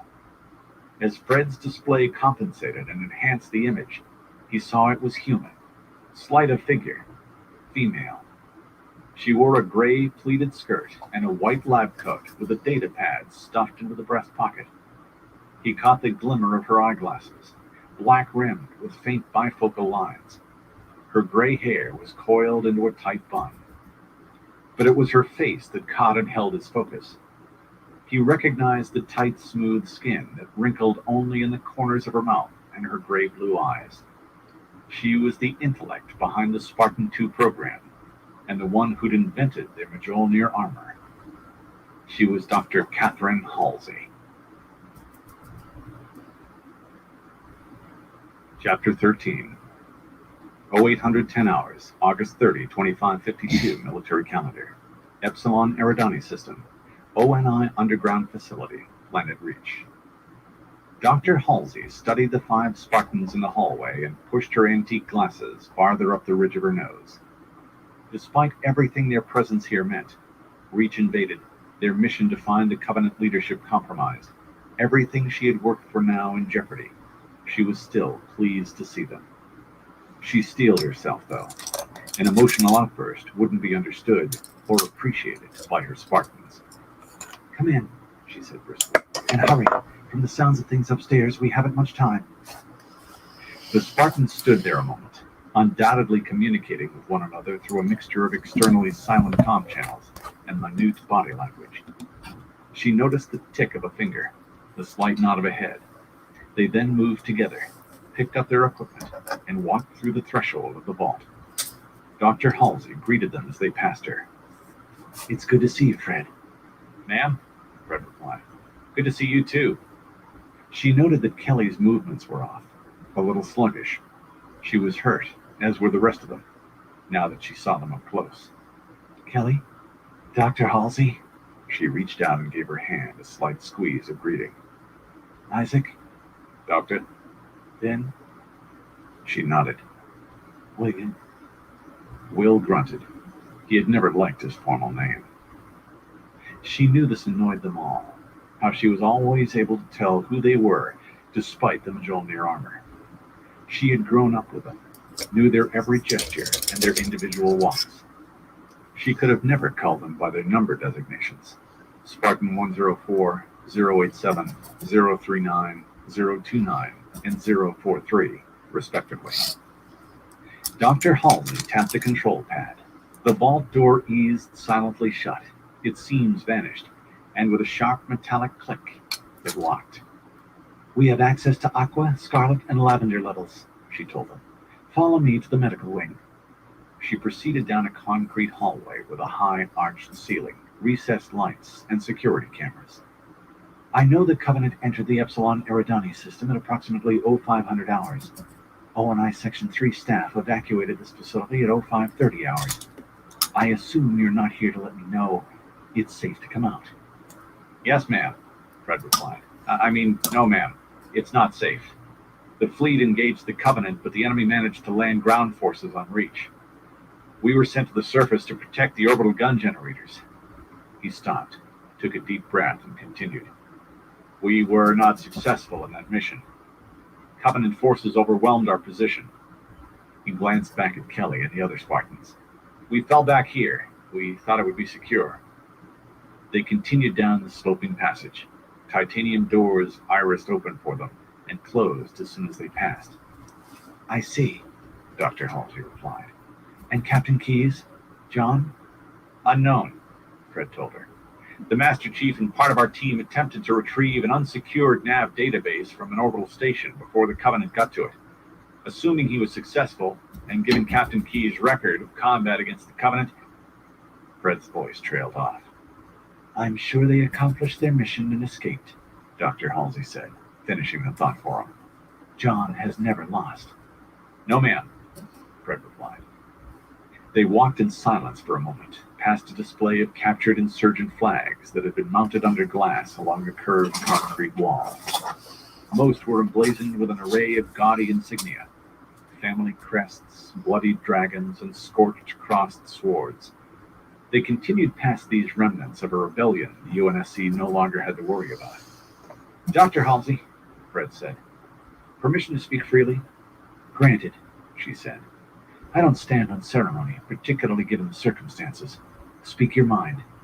"Ma'am, something isn't normal about this Covenant invasion," Fred told her. "They've won, but they aren't blasting the planet. At least not completely. As near as I can determine, they've only hit the poles and a portion of the lower latitudes. And they had digging equipment in position over this facility," Kelly added. "Curious," Dr. Halsey said. "They've never taken an interest in any human or human technologies." She halted at a large metal iris, big enough to drive a warthog through, and set her hand on a palm scanner. "The medical wing," she explained. She spoke into the nearby microphone.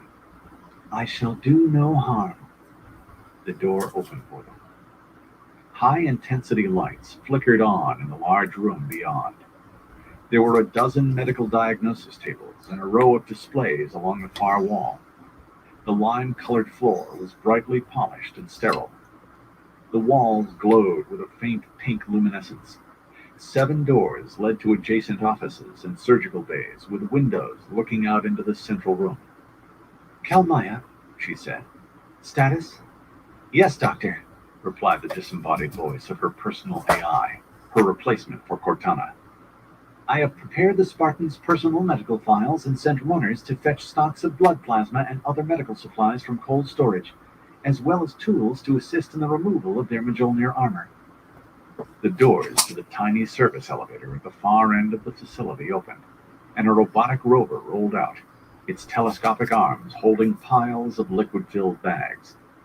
Rows of tools were neatly lined up across the rover's top tray. "Very good," Dr. Halsey said. "Continue to track seismic activity overhead. Interface with the Spartan's biomonitors and patch the output to the display on Bay 3.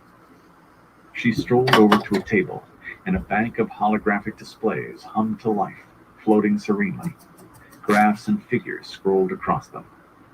"Give me a spotlight here. Prepare a sterilization field and lower the ambient lighting by 40%. And a little Mahler, please. Symphony number 2. "Yes, doctor." Music drifted from the speakers. Dr. Halsey examined the graphs, tapped tiny human figure icons, and summoned MRI images of the Spartans' internal structures. Holographic bones, organs, and muscles appeared and slowly rotated. She winced at the extent of their injuries.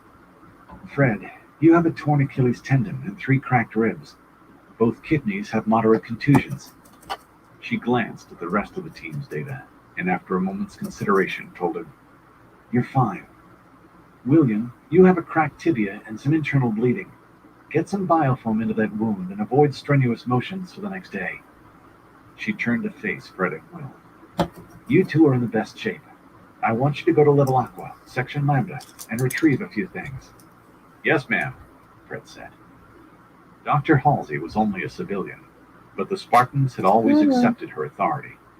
Perhaps because she had acted as an equal among the fleet admirals and generals who were constantly trying to co-opt her work.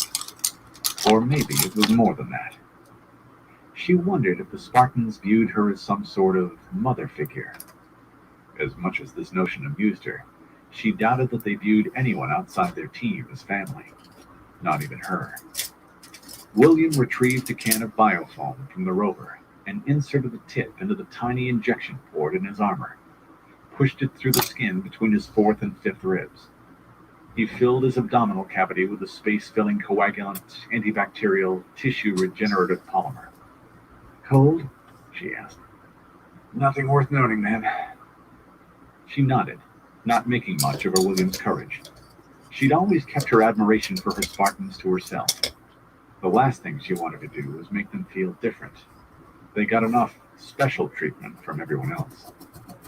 Dr. Halsey picked up a clipboard, tapped a few items onto its display, and handed it to Fred. "New weapons arrived for field testing last week," she told him, "as well as parts for the Mjolnir Mark V armor system. We'll swap them out for your damaged components. Kalmaya, show them the way, please, and give them access to the restricted areas." "Yes, doctor," Kalmaya said. The med bay doors opened. "This way." Fred studied the items on the clipboard. "Very, very good," he said, and his voice was thick with satisfaction. He nodded, took a long look at his teammates, and then he and Will departed. Dr. Halsey returned to her medical readouts. "Then, you have a torn deltoid muscle, 3 broken fingers, and a herniated disc. Isaac, internal contusions and both shoulders have been dislocated and reinserted incorrectly, which is pinching off the blood vessels. I'll get you both fixed up in a moment, but first, I want you to survey the route we took here and suggest further perimeter defenses." "Yes, ma'am," they replied. cast a look at Kelly, and left.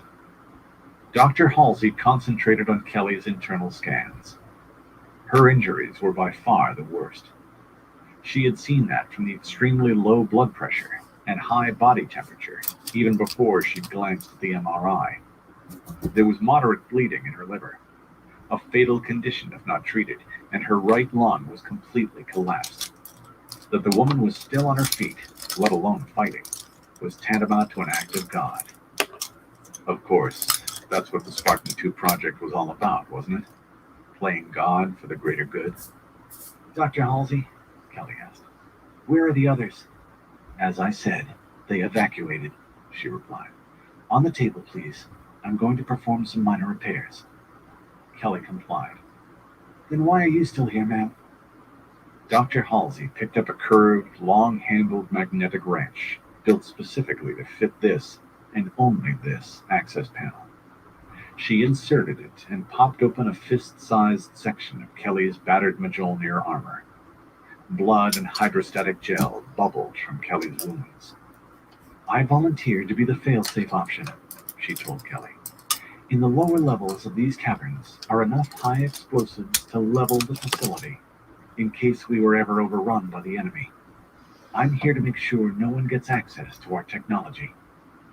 Dr. Halsey injected a local anesthetic and inserted a flexible laser-tipped catheter into Kelly, carefully monitoring her progress on the MRI. She pulsed the laser, fusing the lacerations in her liver. Dr. Halsey then inflated her lung. Kelly would lose half of that organ, regardless of her treatment. The tissue was already turning blue and mottling necrotic brown. Kelmira, prep the flash cone facility and retrieve Kelly's DNA sequence from the archives. I'd like to get a new liver and right lung started for her. You're fine for now, Dr. Halsey lied. I just want to get replacements made for you, in case we're down here for a long time. I understand, Kelly rasped. Dr. Halsey wondered if she did. If Kelly understood that getting shot and burned and having your internal organs traumatized wasn't supposed to happen to you every day, unless you were a Spartan. She wished the war were over. She wished her Spartans had some measure of peace. Doctor, Kamaya whispered to the tiny private speaker bud in Dr. Halsey's glasses. There is an anomaly in Spartan 087's DNA files. You may want to review this in private. Dr. Halsey sealed Kelly's injuries with biofilm, removed the catheter, and cauterized the incision. Rest, she said. No, ma'am. I'm ready to... Kelly tried to sit up. Down. Dr. Halsey set a hand on her shoulder. She had no illusions that she could have stopped Kelly with the gesture, but it reinforced her words and her will. Doctor's orders. Kelly sighed and lay back. I'll be in my office just over there. She pointed to the next room. If you need anything. Dr. Halsey left Kelly and moved to her office. 2 walls were covered with giant displays. Old disposable coffee cups littered the floor. A holographic projector flooded with data, lines, rotating graphics, and unanswered correspondence overflowed her desk. She turned down the blinds that separated her office from the medical bay, but only halfway, so she could keep an eye on Kelly. Let's have it, Kamaya. Kelly's medical history scrolled across a display. Here, Kamaya said, and highlighted a surreptitious data request at the end of the file. It's dated 3 months ago. That's Arakiel's routing code. Dr. Halsey picked up the snow globe off her desk, shook it once, and set it down, watching the swirls of particles. Arakiel. That's Ackerson's watchdog, isn't it? Affirmative, Doctor. Can you trace the request? Done and terminated contacted node FF88907Z. Access restricted to X-ray level clearance. Restricted?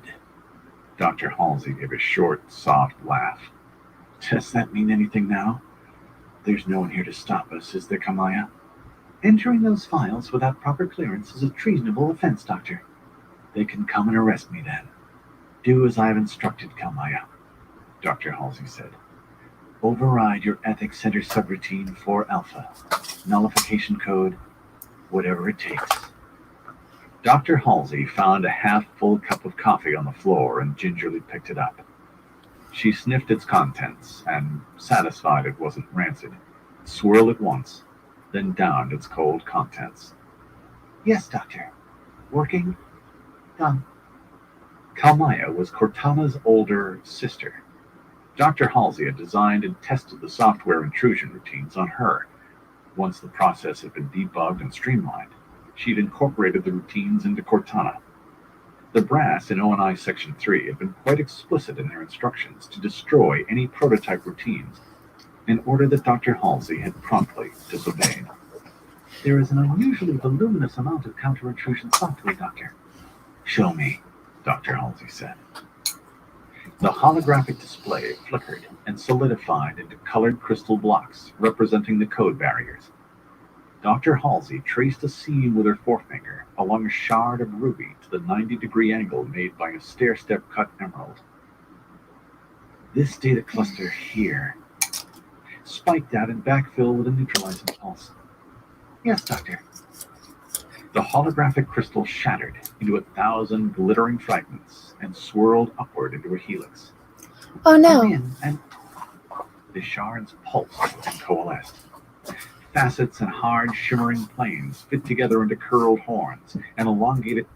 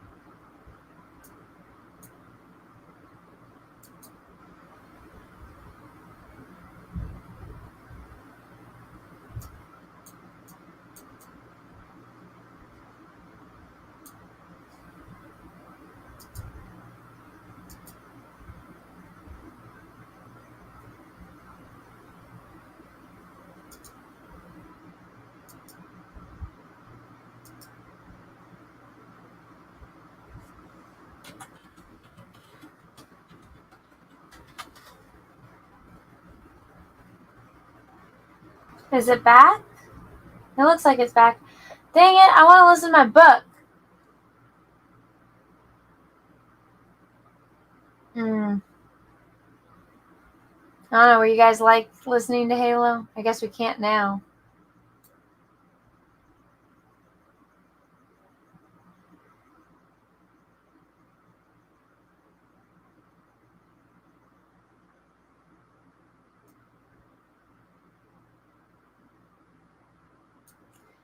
Back.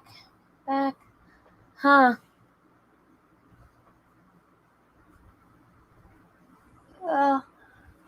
Let's look at this. Oh, I think it's coming together okay. I need to do the eyebrow. And this section's going to kind of suck. It's drying so fast because of the whatchamacallit, the gesso. It's really frustrating me. But I don't know. I guess I can just power through this and no more audiobook for me. I love listening to audiobooks, especially when I'm painting.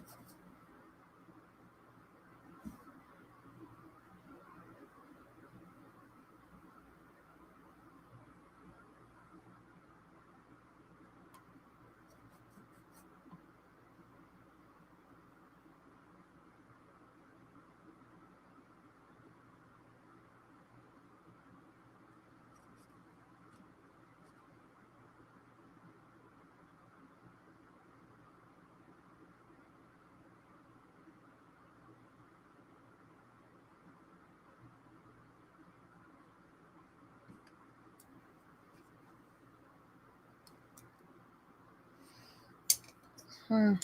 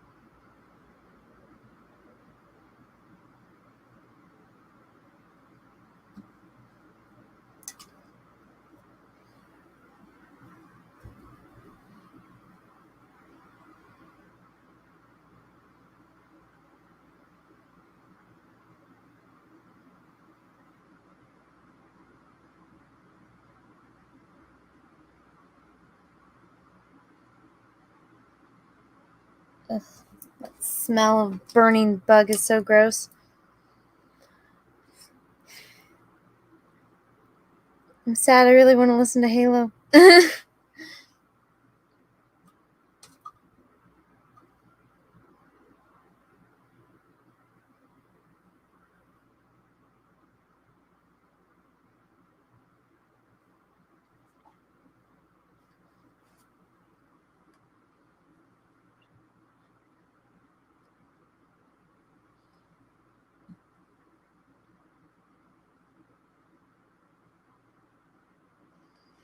I'm missing like a bunch of my paintbrushes. I don't see them anywhere either. They're like my really thin ones I use for detail, which I need right now because I'm about to paint eyelashes. Found one. You know what's frustrating? I just bought a bunch too. I don't know where I had it. I don't know where I set it down. They were like wrapped in a little white bag. Can't find it.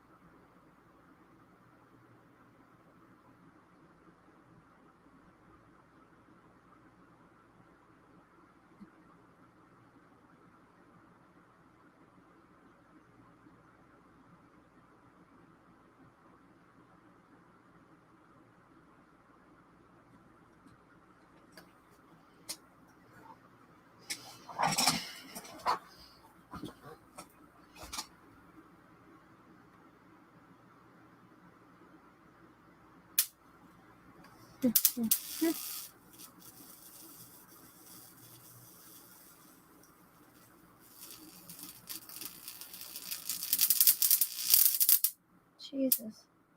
Moth is dead.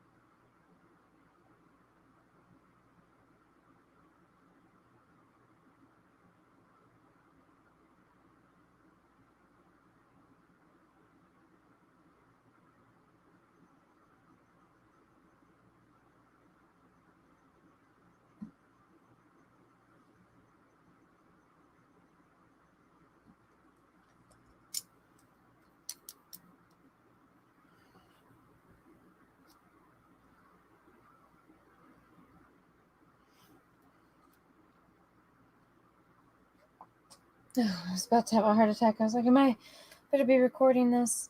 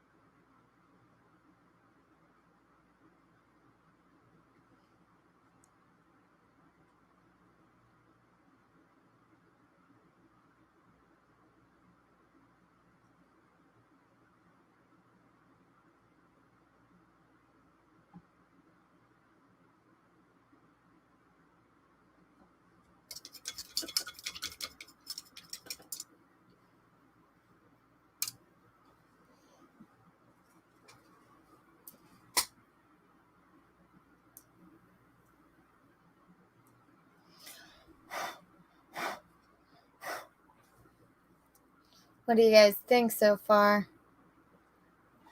Let's see.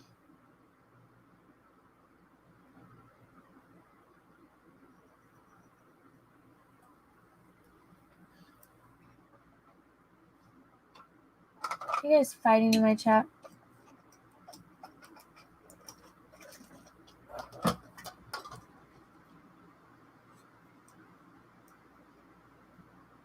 So this is what I'm kind of doing. Did I stop it? Yeah. With the crystal ball. So I did this section. I gotta do that and that and that. And then that's kind of what I want it to look at the end, kind of. I think I might have to wait until tomorrow until it dries. I don't know. Let me take a little break though and look at what the chat says.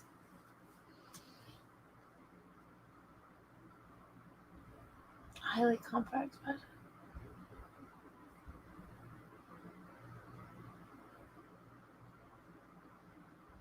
let's see. Wow, there's 52 people in here. That's cool.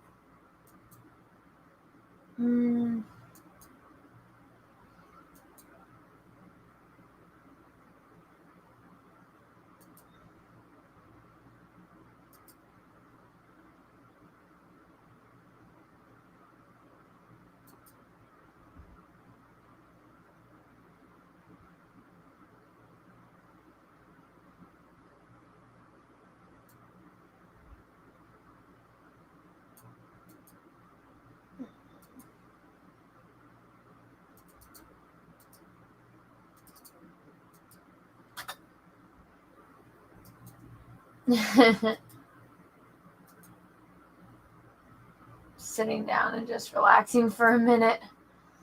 Oh, this takes so much effort. I really just want to take a nap, but I have so much work I need to do.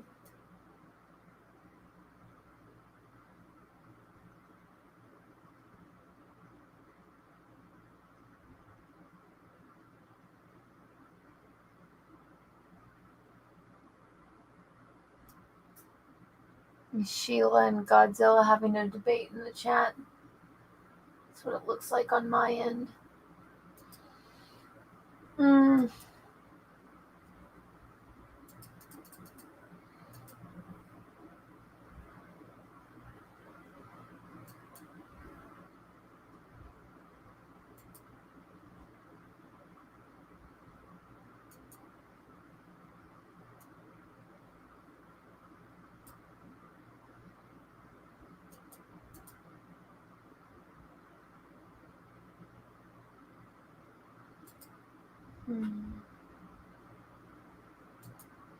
And I just got super tired.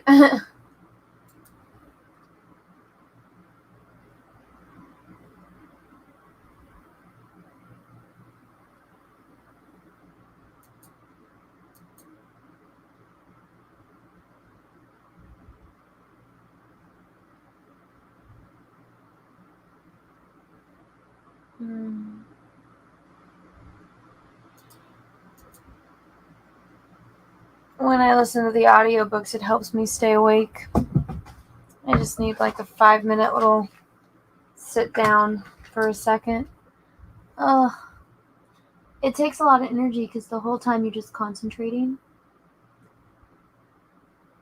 So believe it or not, sitting there painting, you would think it's like soothing. It's pretty exhausting when you stop because it's like you were focusing in the entire time. And so now that I stopped, I'm like,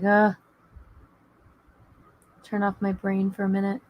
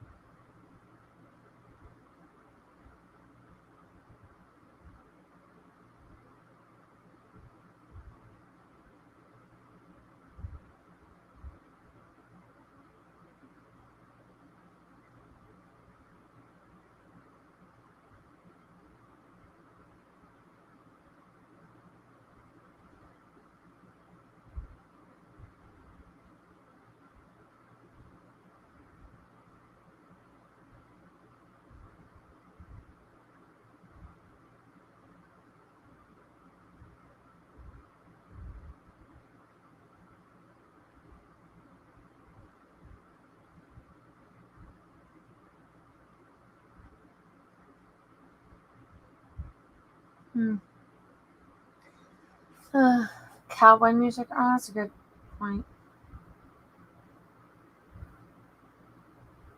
I could do the cowboy music, but it's not going to keep me awake. I really just want to know what the fuck happens in Halo.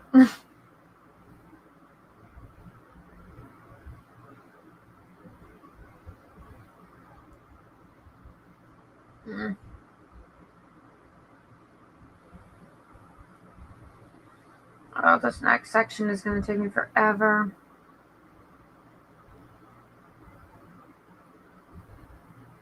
That's why I'm like, maybe I should just either start up on the next one.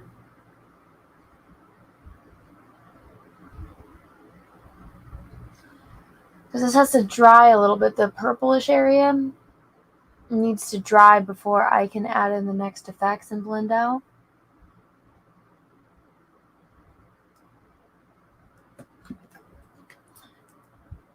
Is Godzilla losing his mind about Cecil?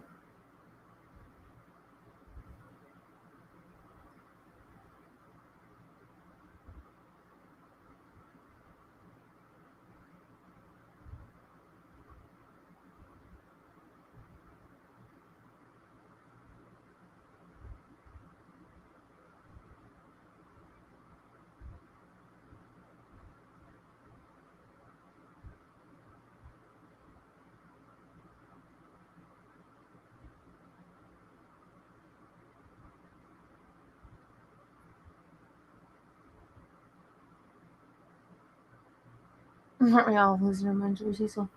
Well, is that dude's book he's complaining about?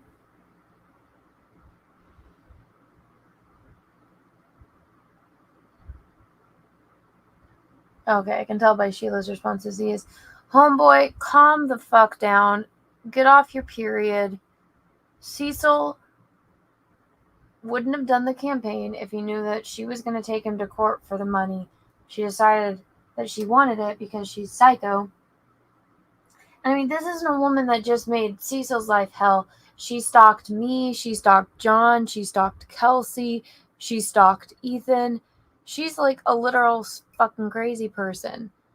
And we all had to block her. And yeah, she wanted the money. Cecil didn't spend a dime of it. And it's been sitting in like this court battle for fucking years.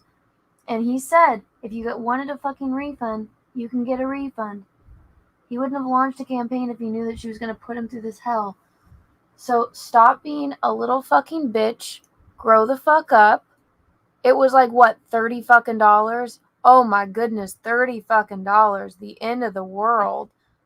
Just, if you want a refund, just ask him for a refund and he will give you a fucking refund. Stop being a bitch.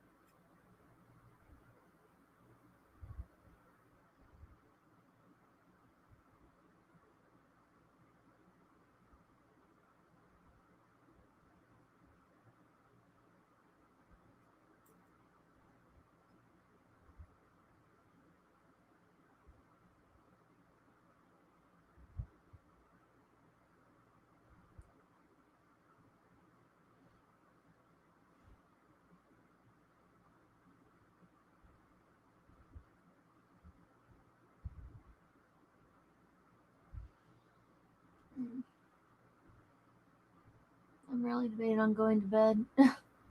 I'm so tired. I'd have to take a shower and then go to bed because I'm covered in paint right now.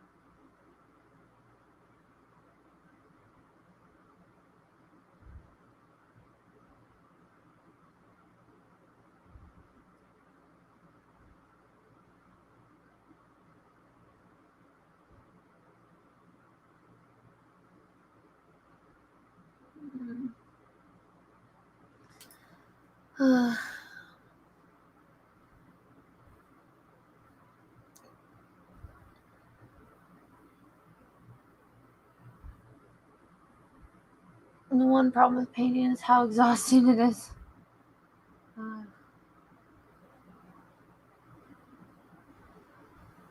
That's one thing that I like about having audiobooks is that my brain just kind of goes into autopilot paint mode.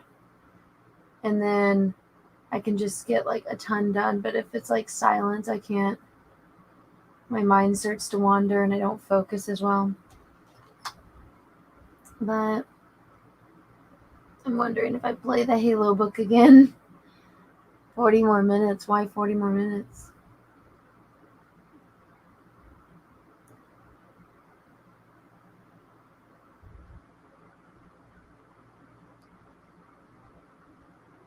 What happens in 40 minutes?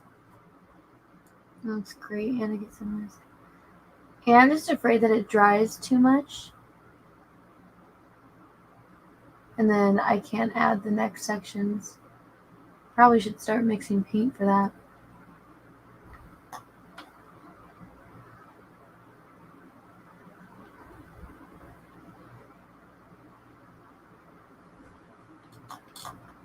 I just want to know if Kelly lives.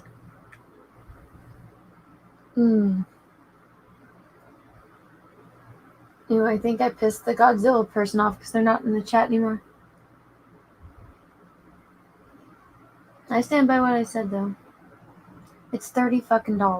Like, stop being a bitch. There's books that I ordered years ago that I still haven't gotten. You know what? I've gotten a ton of CG books and I haven't read like any of them. I just buy them to support the people. And it's not that I don't want to read them, it's just I don't really have time.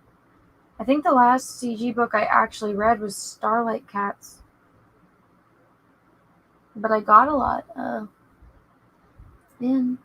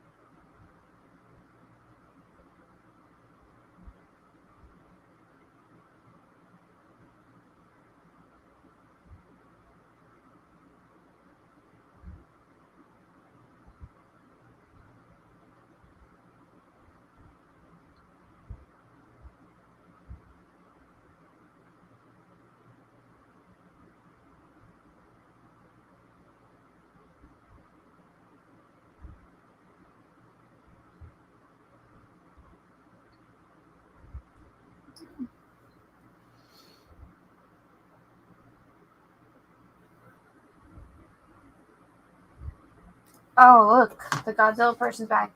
Oh, you mentioned War Campaign in my stream? Oh, that makes this so much easier. You're not allowed on my channel anymore, you fucking weirdo.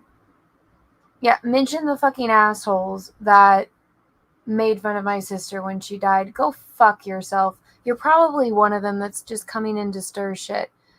You're too fucking stupid to get over, what, $30 fucking on a book that you probably didn't even buy in the first place, and then you come into my channel on my art streams, talk shit about one of my best friends, all over $30 fucking.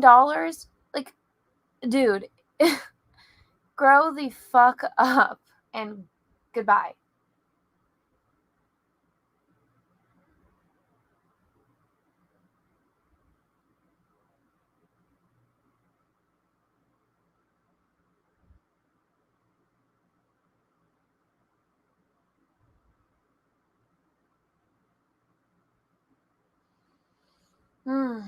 Okay.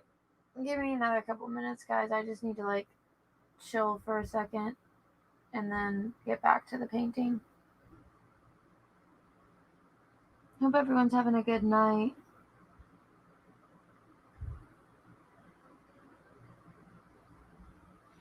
I don't like shit like that. Like, come into my chat and talk shit about my friends. It's like, this is the wrong place to be talking shit. And usually the only people that do that are the people that want the attention for talking shit. And I just don't have time for that.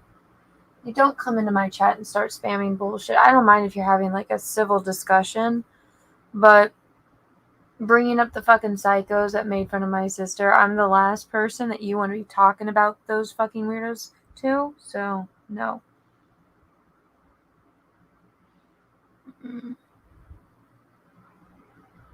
I need to get my eyelashes fixed. They're all covered in paint now.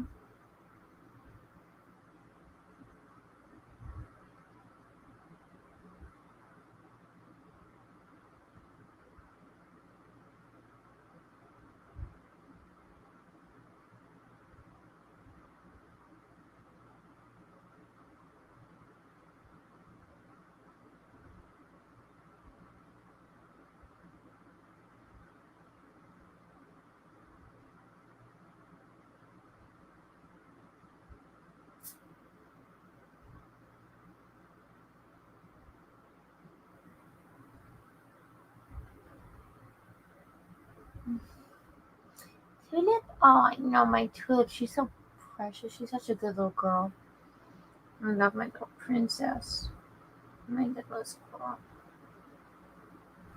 She's such a good little doggy. We went on a walk today, and usually she wants us to carry her. But this time I got far enough, and she only made me carry her the last couple blocks. But it's hot for her. She's super fluffy. I shaved her belly, like just a little bit off of her belly, so that way when she lays on the tile, it can, like, connect, or, like, she can just lay on the cool tile and her skin gets it. It's so funny, though. Her little fuzzy belly is so cute. Nipple shaped belly now.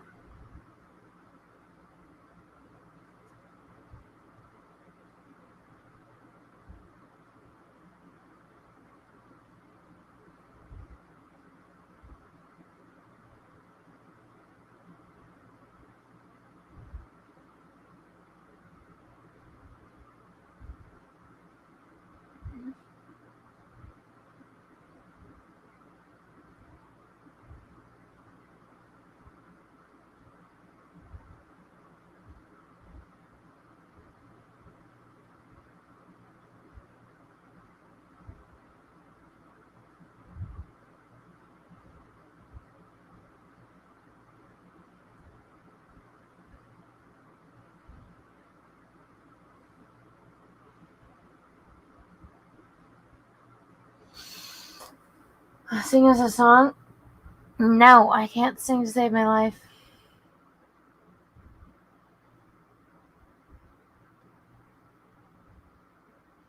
I'm not Ethan. I really am, like, the worst singer, though. I always wish I could sing. I said I would trade my ability to draw and to paint if I could sing. That would be nice. It's something I've always wanted to be good at, but I can't.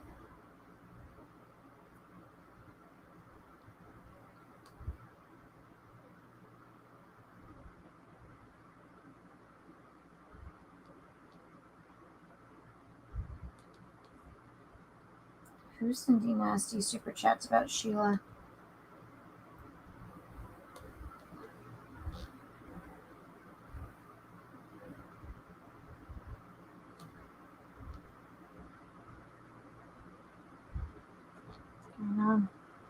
Like there's gossip going on in this chat that I'm not following very well.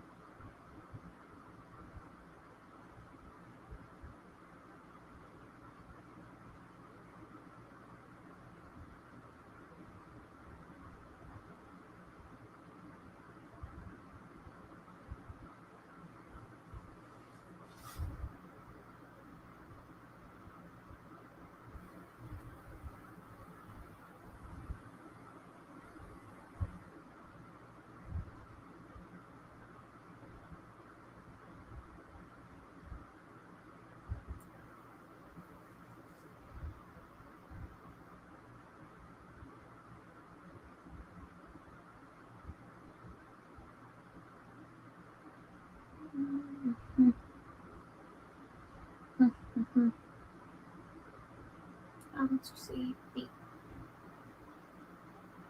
There's my song.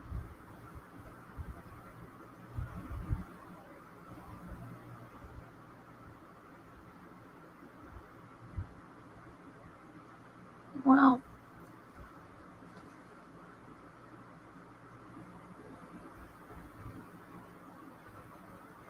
oh, Sheila's out there with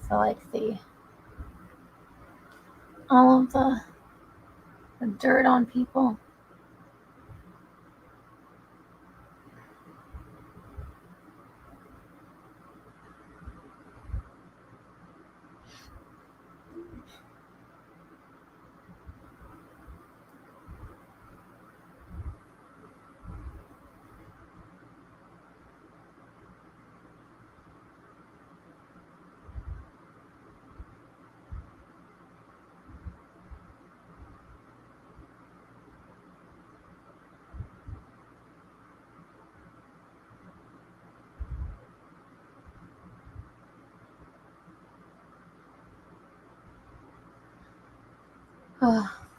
Evan with a pot poker. Oh my gosh.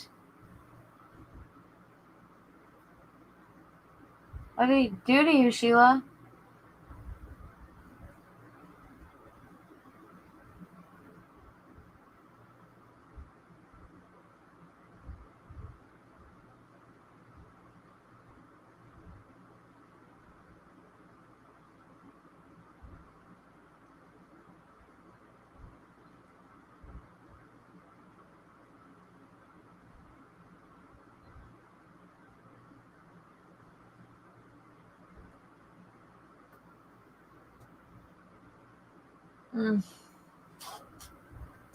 My teeth hurt so bad.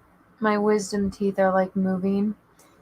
And so they're like, one of my molars is getting pushed out at a weird angle. And it fucking hurts. I know I need to get them taken out. And then I'll be out of commission for a while and I don't want to do that.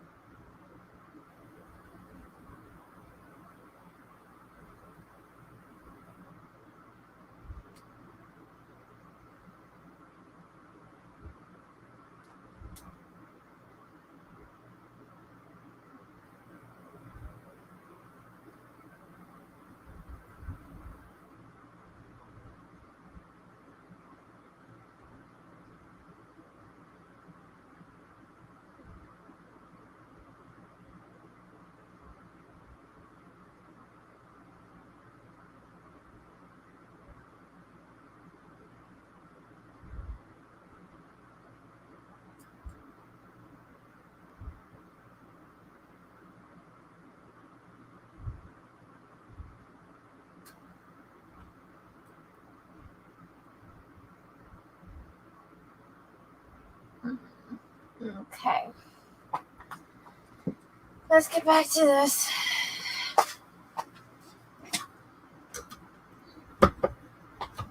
Okay. Want to listen to my book? So frustrating. Maybe I can play it on my phone and you guys just won't be able to hear it that well.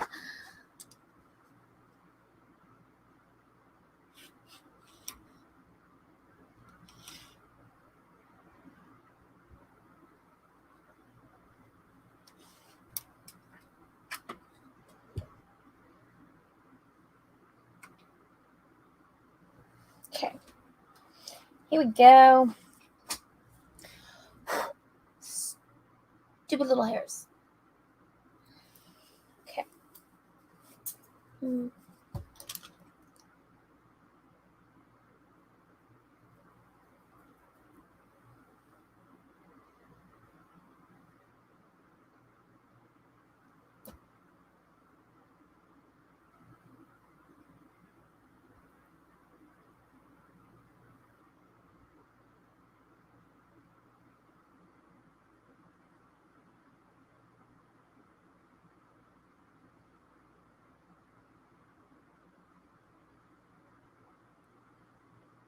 So many little itty bitty tulip hairs.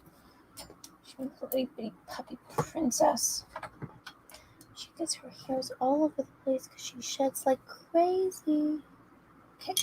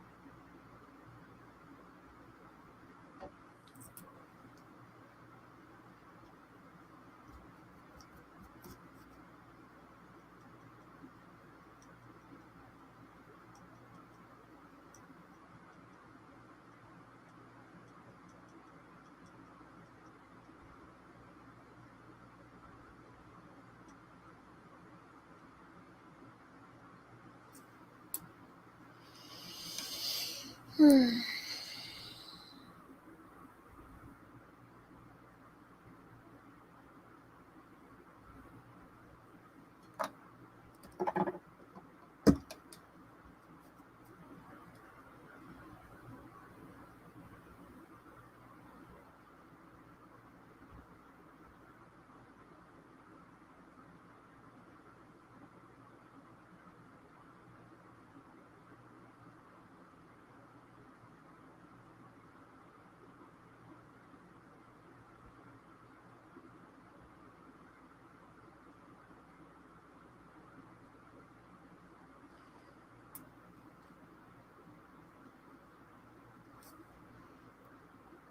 some stupid song stuck in my head.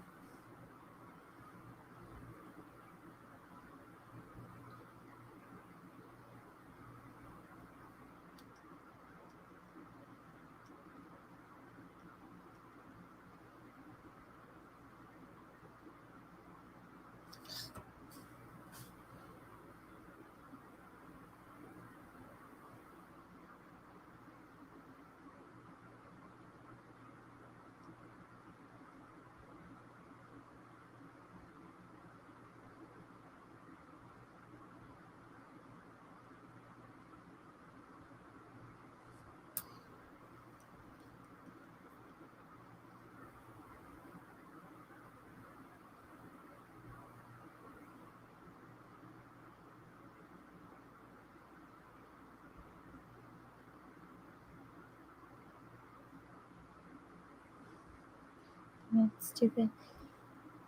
In heaven is a place on earth. Song's up in my head.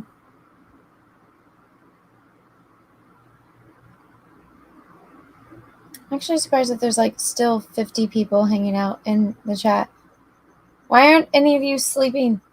What is going on?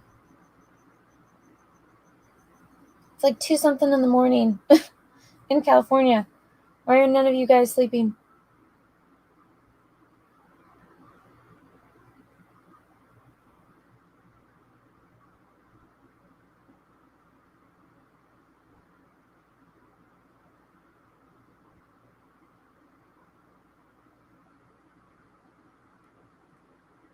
Hey, does anybody in the chat know, is it LA Comic-Con this weekend? I see a lot of people I follow like posting and they're at like the LA Convention Center and I'm like, did I really forget about LA Comic-Con? I mean, it wouldn't surprise me if I forgot. I forgot a lot of things, but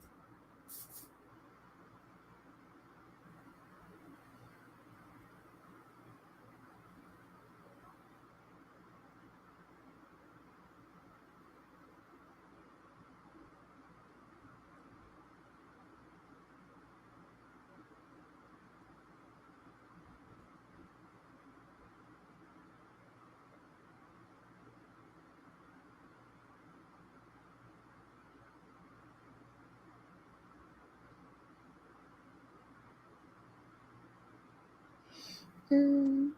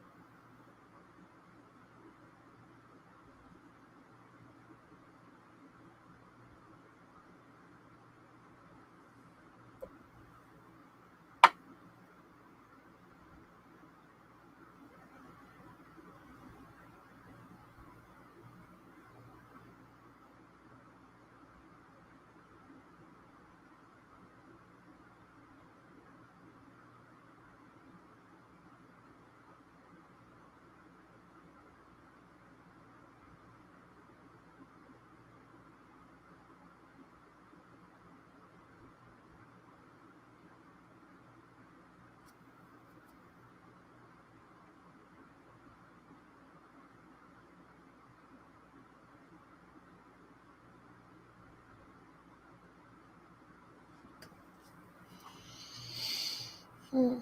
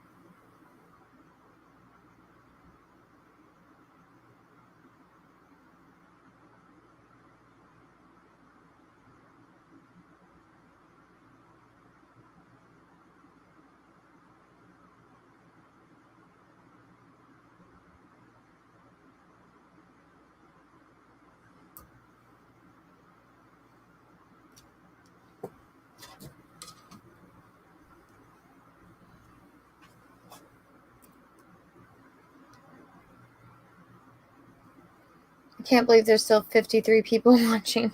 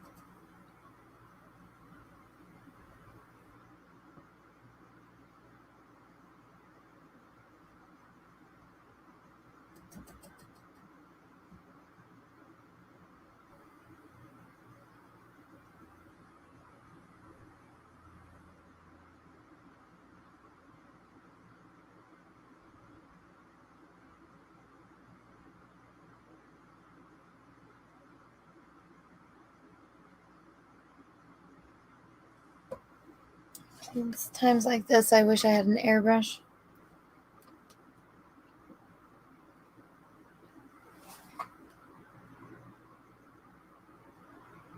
I might have to wait until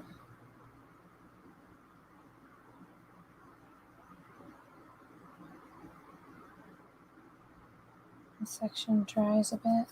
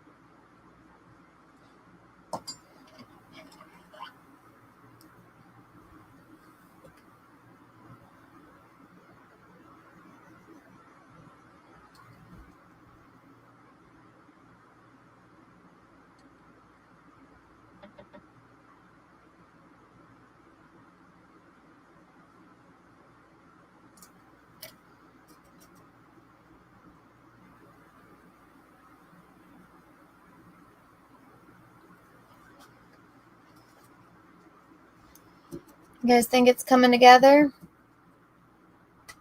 How are there still 54 people in here?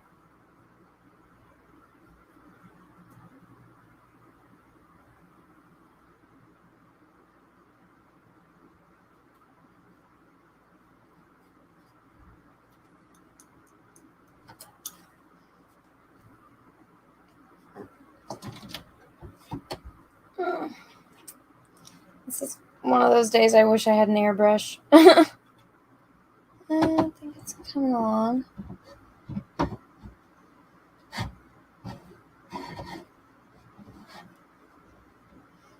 Oh, thank God, I'm so stupid. The eye is at an angle.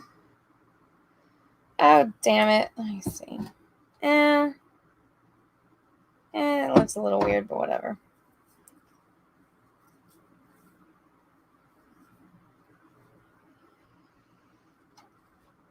All right, I have to wait for it to dry a little bit. Oh, Twitter Watch Studio, thank you. Super chat looks fantastic, Anna. Thank you. Thank you. I don't like it, but I'm glad you do. 314.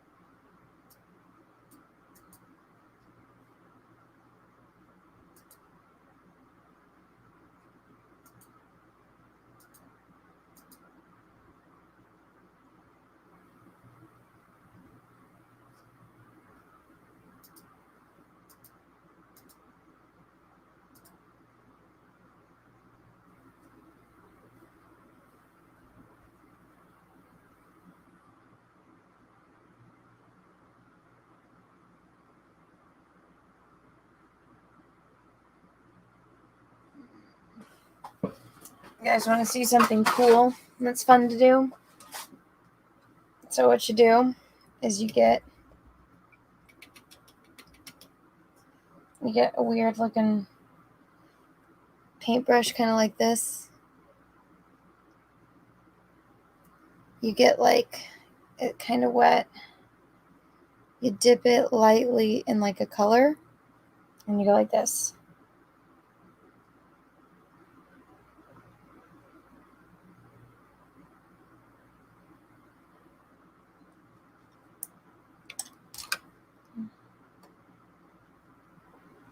I didn't want it to go here, but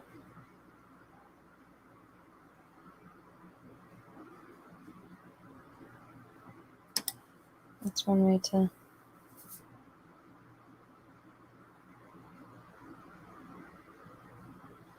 tie that little area in.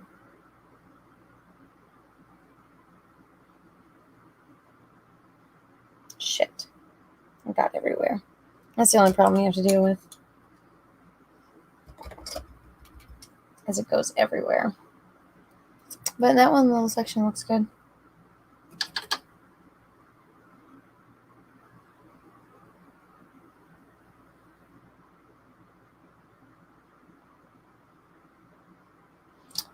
Damn it, I really fucked that up. Shouldn't have done that. Oh no.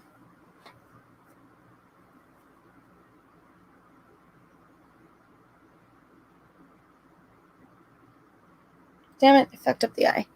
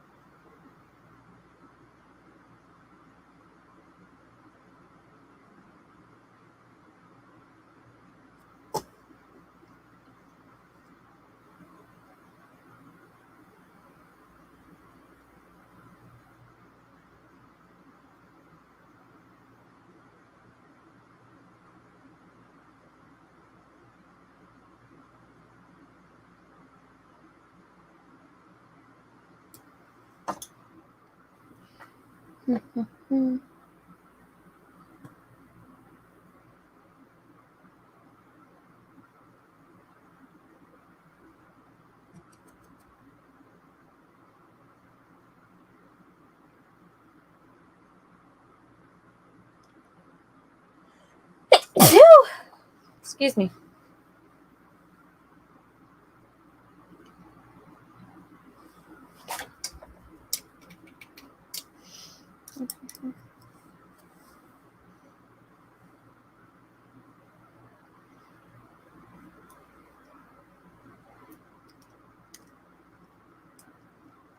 Ah, 47. Some people went to bed. Shocking.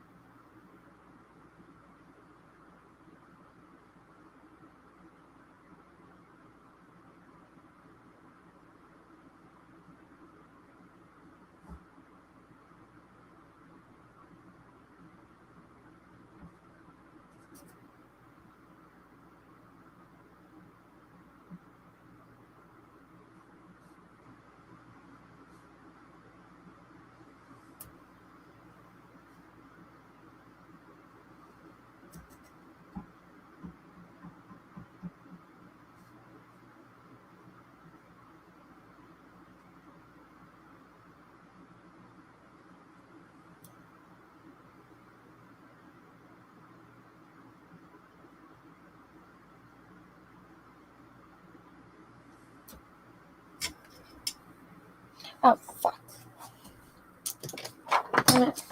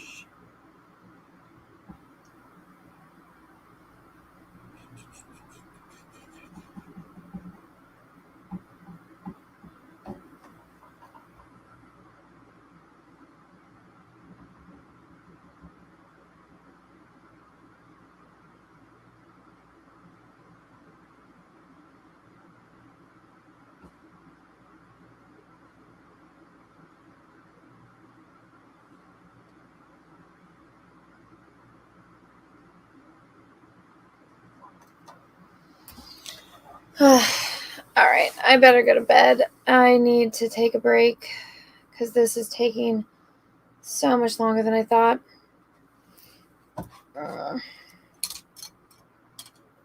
Okay, guys. Let's stop this for now. I'm going to take a picture. Progress.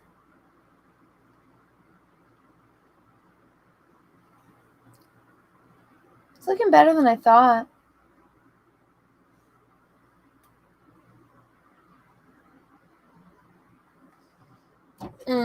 Yeah, I need to go to sleep.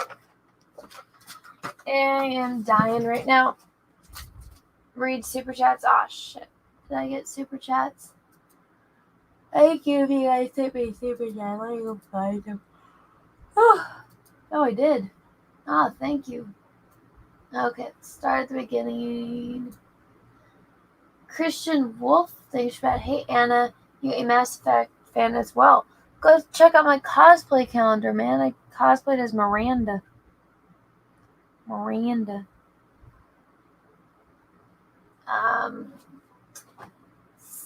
Steppenwolf, thank you for a bunch of super chats in a row. First bid, second bid, bid 12, home slice, and then the other one doesn't have anything written there.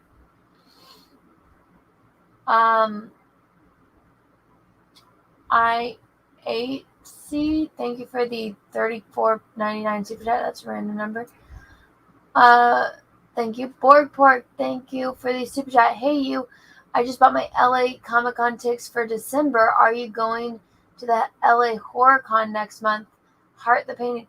Oh, shit. Okay, so LA Comic Con's next December. Gotcha. And then Horror Con, I have no idea.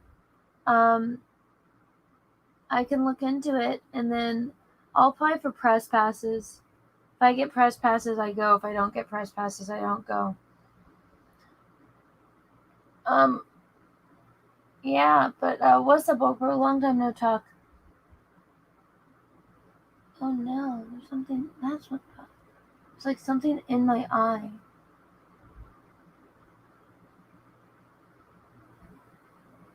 Drives me freaking crazy. Oh, I'm so tired.